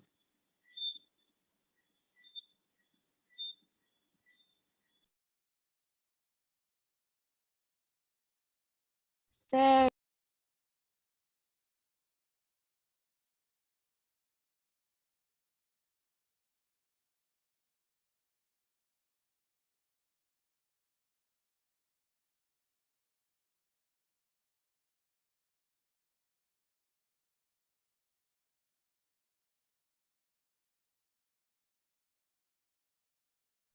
Sir, I think my finish.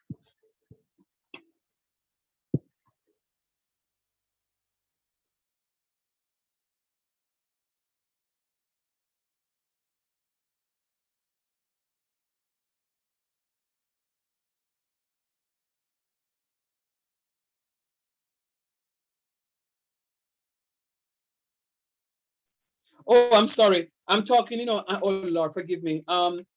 Casey Green, I heard you and I'm asking you what you get for the answer. And I'm saying you're not talking to me. Sorry, Casey. What you got for the answer? I heard Matthew and I heard Henry. Finish, What you got for sir. what you got for the answer? 1. Numero uno. Very good. Bueno. Numero uno. You know why it comes? Because it is also indeterminate. See here? It is indeterminate. It is indeterminate. Sir, every time I do the question, I forgot to write this something there. No. Me only write it so you can see it. So every time you see it, you learn by repetition. Every time you see it, you know exactly what you need to do. So I'm writing it because I want you to see it so that you know exactly what to do.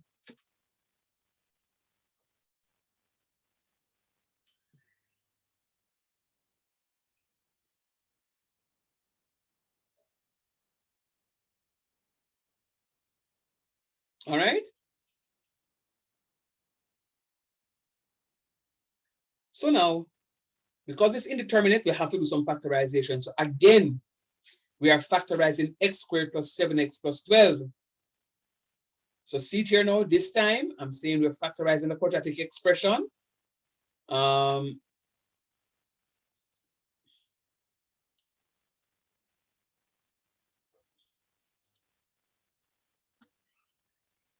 X squared plus 7x plus 12, that's what we're doing, factorizing that expression. I'm going to multiply the coefficient of x squared, which is 1. KCG, Manisha. Yes, sir, I'm getting one. Nice. The coefficient of x squared, which is 1, by the constant, which is 12. Then I now need two numbers so that when multiplied, give 12, but when added, give 7. And I want a positive 7. The factors are going to be positive 4 and positive 3. You see how teacher nice? Teacher write down what you're supposed to do. So you can't go wrong. So I'm breaking up my 7x into 4x and 3x.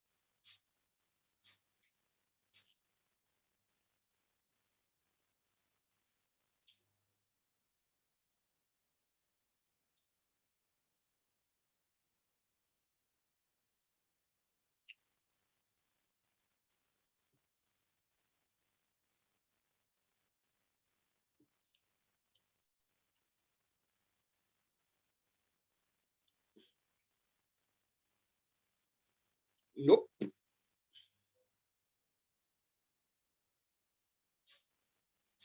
So see there, I put this in pink to show you that you always leave the middle sign outside.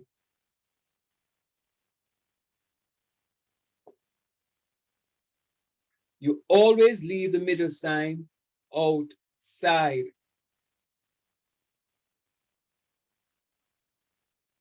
And then, having broken up this 7x into 4x and 3x, I'm going to be grouping the first two in one bracket, the second two in another bracket, leaving the middle sign out. What is common here? That is common here is x.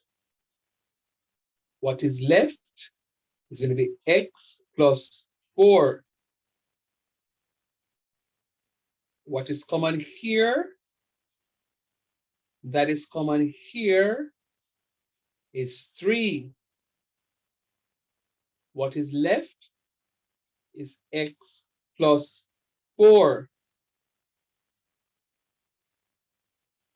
X times x is x squared. X times 4 is 4x. 3 times x is 3x. And 3 times 4 is 12. What is common here? That is common here. x plus 4. What is left? When I take off an x plus 4 here, I have this x left. See here? Boom. When I take off this x plus 4 right here, so I have positive 3 left. See here? Boom. So I'm going to rewrite the question now from x squared plus 7x plus 12 into x plus 3 times x plus 4 all over x plus 3. And then my x plus 3's cancel, so I'm left with x plus 4. Now the limit as x tends to negative 3 is going to become negative 3 plus 4, which is equals to 1. Negative 3 plus 4, which is equals to 1.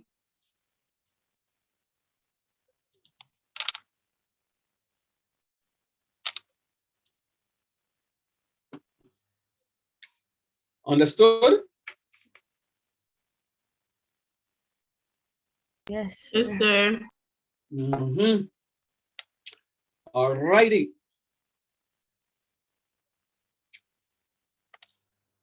I need to touch on this one very quickly. I have 20 minutes. Ouch.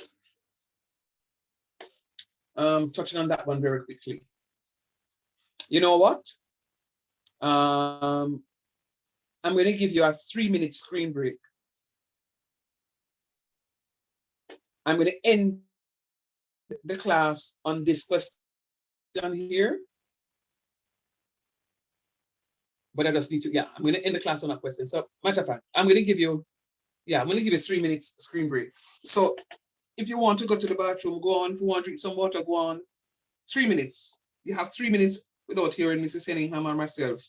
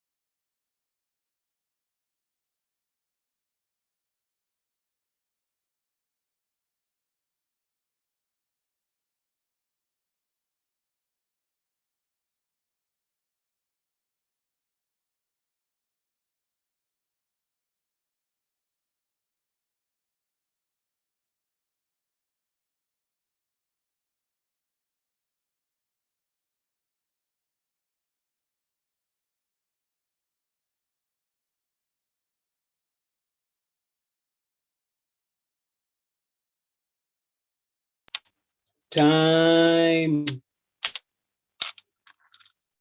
Time. Sir, I'm back. Okay, great. How about the others? Are you all back? Yes, sir. Yes. Nice. All right. Now that you are refreshed and relieved, I want you to work with me here. I'm going to bigify this because I want you to see it. I want you to see Wait, it. sorry, can I have 1 more minute, please? You want 1 more minute? Yes, All right. sir. Hurry up. Hurry up. Hurry up. Hurry up.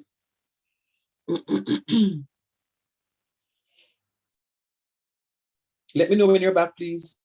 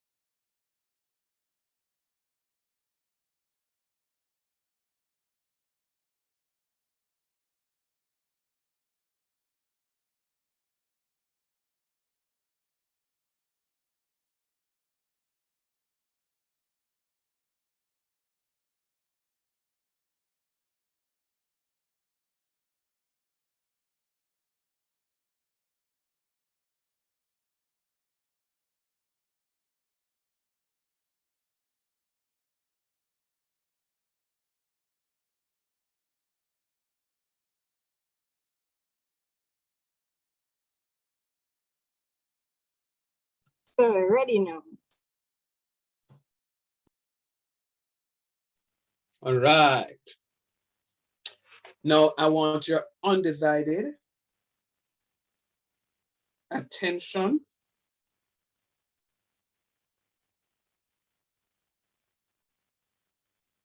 Right here, so. Right here, so.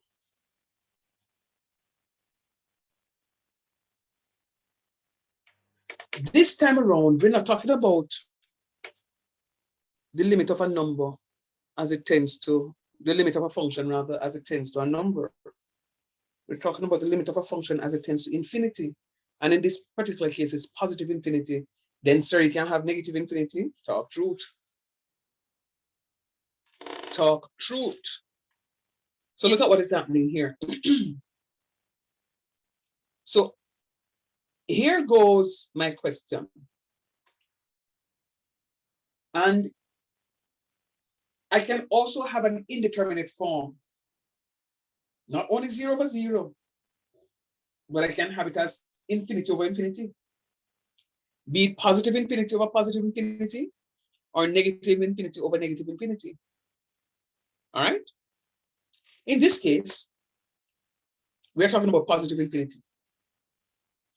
If you think of an infinitely large number, and you think of that infinitely large number and you raise it to the 4th power, you're going to get an infinitely larger number.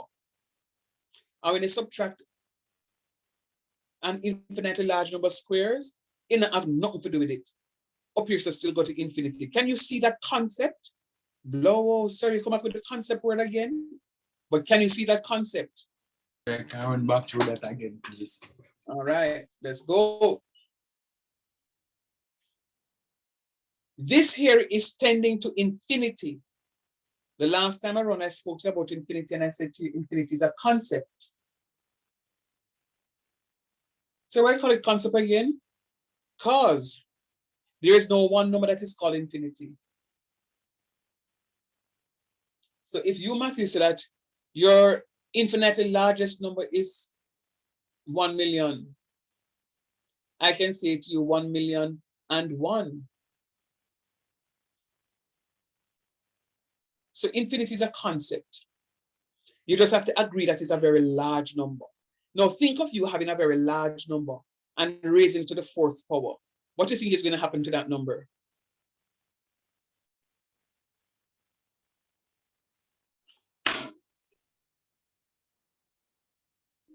Oh, sorry, that was a question.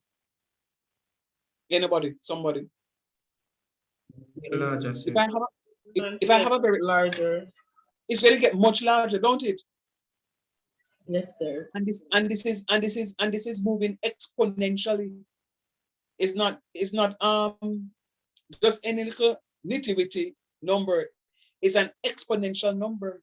So what I mean by exponential, is it a raise one big power of the sum? All right. So if I were to subtract x squared, a larger number squared out of it, this number is still large. This number is still large. So up here says going to be a large number that I'm going to call infinity. Can you see that? No, sir. What are you not seeing? And you know what is going to happen? I am not substituting any number in this because you have to see these things as being abstract versus concrete. Concrete is what it is that we're doing here, working with numbers. In this your case, it's going to be abstract. When we can learn the abstract form tonight. Come, I have 9 minutes. I will not substituting any number in it.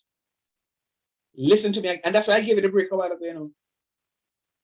That's why I gave it a break a while ago. Let's go. If I have a large number and I'm raising that large number to the fourth power, meaning say, I'm going to multiply that large number by itself, then multiply by itself again, then multiply by itself again. What do you think that number is going to be? A more larger number. Very good. Yeah, man. An extremely larger number. Now work with me. If I have the same number that I'm multiplying by itself, that I'm subtracting from this a more larger number, do I still have a larger number left?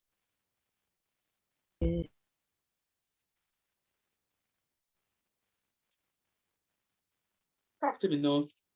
So what you say, you're going to have the same number and you're going to subtract it from it larger self? That is it, sir? Right. Okay, all right, okay, let's go. Let's go again. You see this time? I'm saying it for the last time. We want to know if you listen. I'm going to clean out the wax them out of the ears. We want to know if you listen. Work with me. Please, work with me. Work, work, work. Let's go again.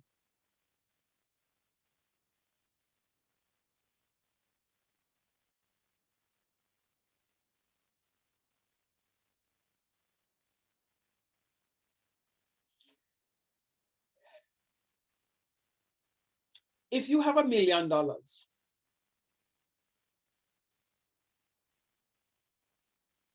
and you invested that $1 million and the interest rate get, the amount rather that accrued in your account is $1 million raised to the fourth power.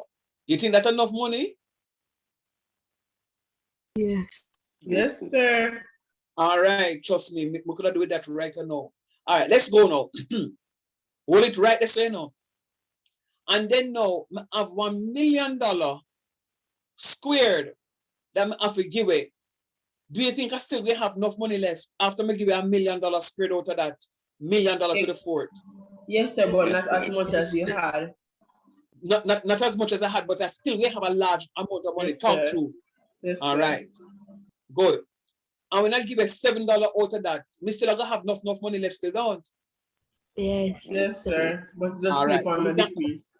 Yeah, but on the can system, we still have one big number up here, so yes or no? Yes. Yes, sir. All right, work with me now. Down here, so we have the same large number, you know, and the million raised to the fourth power, and we multiply it by 2. Blow out, sir.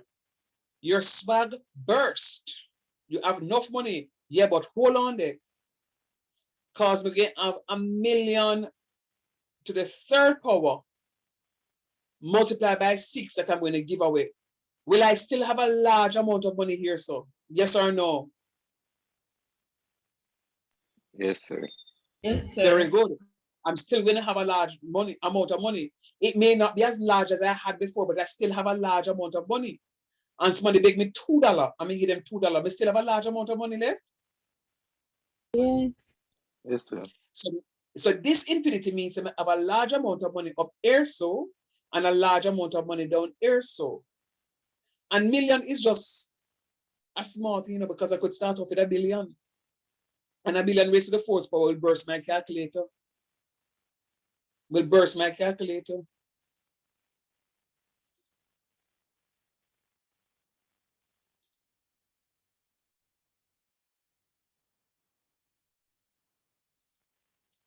Nope, nope, nope, nope.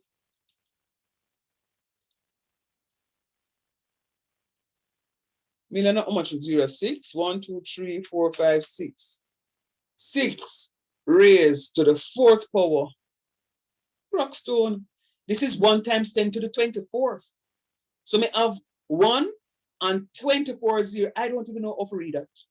And 24 0 out there, so eh? And I am going to subtract from that.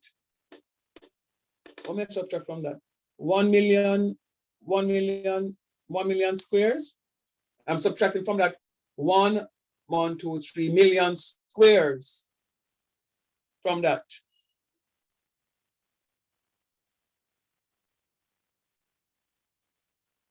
That can't right.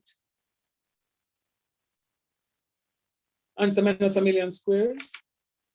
Am I still have that? No, something wrong. 1 million, 1, 2, 3, 4, 1, 2, something all right. 1, 2, 3, 1, 2, 1 million. Let me just put that so. Not so. I'm gonna put that right here so. Put it right so. And then call that to the fourth power. And then I'm going to subtract from that a million, 1, 3, 1, 2, 3, a million squares out of that. And then a plus 7 or minus 7, plus 7. No. Yeah, we still have enough money left. This what is happening. 1 times 10 to the 24. So I was correct the first time. I still have enough money left. So what I'm saying to you, 1 times 10 to the 24, you can't write 24 0 in a book. In a one line in a book. It got done it, you have to go in the other line. That's why you swag birth. So the point I'm making is still have million up top. Millions, sorry, up top. All right, still have millions up top. And the denominator is still going to have a whole heap down there. So, right? Now, so you know that this is indeterminate. It is indeterminate. Watch me. Whenever you have your limit, a rational function, meaning numerator, denominator, but the limit is going to infinity, you're going to be looking for the highest power in the numerator. And you recognize the highest power is with this term x to the fourth. And you're also going to look for the highest power in the denominator. And we say, boy, x to the fourth. So the highest power in all of this rational function is x to the fourth. So you're going to be dividing each term, the 1 year, the 1 year, and the 1 year by x to the fourth. See here? Every term is going to be divided by x to the fourth, the highest power. Then, sir, suppose the highest power was in the denominator and not the numerator. What to divide by? The highest power in the rational function. So if the highest power in the rational function was x to the fifth and it existed in the denominator, it means up here with it, x to the fifth, x to the fifth, x to the fifth, x to the fifth, x to the fifth, x to the fifth. So you're looking at your rational function, identifying your highest power in both the numerator and the denominator. And when you find the highest power, that you're going to use to divide throughout the rational function by. Watch me. This one easy, the hardest part of this was to get this concept, So everything you saw, you divide by x to the fourth, because x to the fourth is the highest power in the rational function. It so happens that this x to the fourth exists both in the numerator and denominator. Sometimes them only exist in a one. Watch me. Don't watch the time. Watch me, because I'm finishing up this question and then we go. When I divide everything by x to the fourth, x to the fourth, x to the fourth, watch what will happen. This one here cancel this one. See here, so boom. This x squared, x, oh geez, I can't cancel everything all the way out. So all of this 2x squared is going to be canceled out with 2 of these here. So I'm going to be left with x squares. Instead of x to the 4th, I'm going to be having x squares because all of these x squares will be canceled with 2 of these in the denominator here. So I'm going to be left with 2 here. This not have nothing for cancel, so I'm going to carry it back. X to the 4th cancels with x to the 4th. Boom. All of this x cubed will be cancelled with 3 of these out here. So I'm going to be left with 6 over x. See here, 6 over x. This can't go no further. We reach right here, so. Reach right here, so. I'm just going to show you now that this cancels that. Is just 1 I'm left with. That I'm going to have 1 over x squared. See here, so 1 over x squared. I'm just moving from here so to here, so. The 7 over x to the 4th never did change because we can't do nothing to that.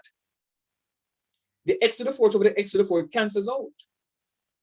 This x cubed cancels with 3 of the x cubed, 3 of the x's, 3 of the cubes out of the 4. So I'm going to be left with 6 over x. And there was nothing to cancel off right here. So all I'm doing here, having gotten the concept here that this is going to be infinity over infinity, what I'm doing is looking in my numerator and my denominator, identifying the highest power in both. Meaning the care where it come, all I know is I want to identify the highest power in my rational function. Once I've identified my highest power in the rational function, it means I'm going to divide throughout the highest power in the rational function. I'm dividing throughout by the highest power in the rational function. Now, let me just tell you a secret. Because a lot of you don't recognize this secret, you see? This is like your polynomial division, but we are doing it one another way. All right? Because you're dividing stuff. All right? Watch me. I am dividing each term in my numerator and denominator by the highest power. So what happens at the highest power is x to the 4th, and x to the 4th exists in both numerator and denominator. So every term is going to be divided by x to the 4th, and I cancel out. And I cancel out. See it here, so this is my cancellation. This is what is left after cancellation. Now,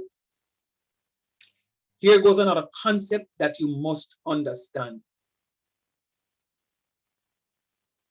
As x tends to infinity, the 1 here, you see all of these with a constant in the numerator and a variable in the denominator, all of those will go to 0. So why? The numerator now move, but the denominator get bigger and bigger and bigger and bigger and bigger and bigger and bigger and bigger and bigger. It means say the function is going to go to 0 as x gets very large. Or x getting very large, sir, means that x tends to infinity or 2. So if you put, for argument's sake, 1 over 1, you're going to get 1. But if you put 1 over 10, right, very good, 1 over infinity. So if you put 1 over 10, you're going to get 0.1. But if you put 1 over 100, you're going to get 0.01. And you put 1 over 1,000, you get 0.001. So as x gets very large, the function goes to 0. The function goes to 0. So all I'm going to be left with is 1 minus 0 plus 0. 1 minus 0 plus 0 over 2 minus 0 plus. So the function is going to tend to a half. That function is going to tend to a half. So let me show you right here. So if x gets large, this is 10. 1 over 10 squares is 0.1. 1 over 100 squares is 0.00101. 1 over 1,000 squares is going to be 0.000001. 1 over 10,000 is going to be 1 times 10 to the minus 8. So it gets smaller and smaller and smaller. So the higher go, and these are just my x values. You notice I don't start with million like I did before. I start with 10, then 100, then 1,000, then 10,000. 7 over x to the 4th even goes to 0 much faster than this one here. Why is it much faster, sir? Because this is x to the fourth. This was only x to the second power. And incidentally, this is how the coronavirus was able to replicate so rapidly. All right? So when it is 10, 7 over 10 to the fourth power is 0.0007. And 7 over 100 to the fourth power is all of this. So this one goes to 0 much faster than this. Watch that, it's a negative 16. It's a negative 8. And 6 over that goes to 0 also. This goes at a slower pace. Why, sir? Because it's only x. This one goes to 0 as fast as that one. So that's why this one is negative 16 like this one here. So these two move faster, fastest. This one is next, and this moves the slowest. All right? So I'm going to have my function tending to a half. Is there a question? Sure, I understand the half part. You don't have the what? Do I understand the half part? They said function tending to a half. Okay, good. All right, thank you for that. So remember what Sir said a while ago? That if you have a constant in the numerator and an increasing variable in the denominator, that function, fraction goes to 0.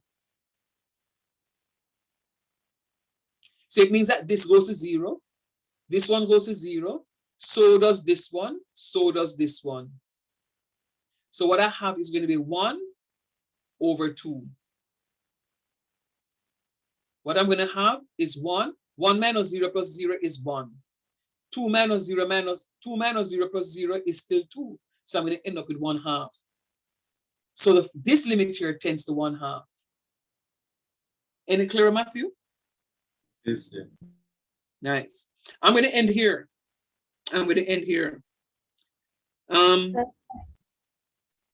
Question. All right. The question, you want me to see the question? All right, let me show the question. This is asking me to show the question. The question is this. Here goes the question. That's the question. And of course, the question will say evaluate. You know, I'm only doing this for exercise purposes. So the question will say evaluate the limit as x tends to infinity of that, right? And then now when you do that, now I'm showing that you will get it to be indeterminate. So I'm not really interested at this point in time to word the questions for you. The wording of the questions will come much later. It's for us to understand what it is that you're doing. So hear me out. Let me just recap what it is that we have done right here in this last piece. When the limit tends to infinity, you're looking in both numerator and denominator to identify the highest power. It doesn't matter if the highest power comes from the numerator, or it comes from the denominator, or it comes from both. What you're supposed to be interested in is the highest power, and then you are going to be isolating that highest power and dividing each term throughout the rational function by that highest power. What do you mean throughout, sir? Watch this. See it right here, so every term in the rational function is being divided by this x to the fourth. Every single one of the terms is being divided by this x to the fourth. All right, watch me again. I am simplifying this division. So right here, so I'm going to show you which one I cancel out and which one I cancel out. Then I'm left with this. Whenever you are given a fraction where the numerator is a constant, but the denominator is increasing,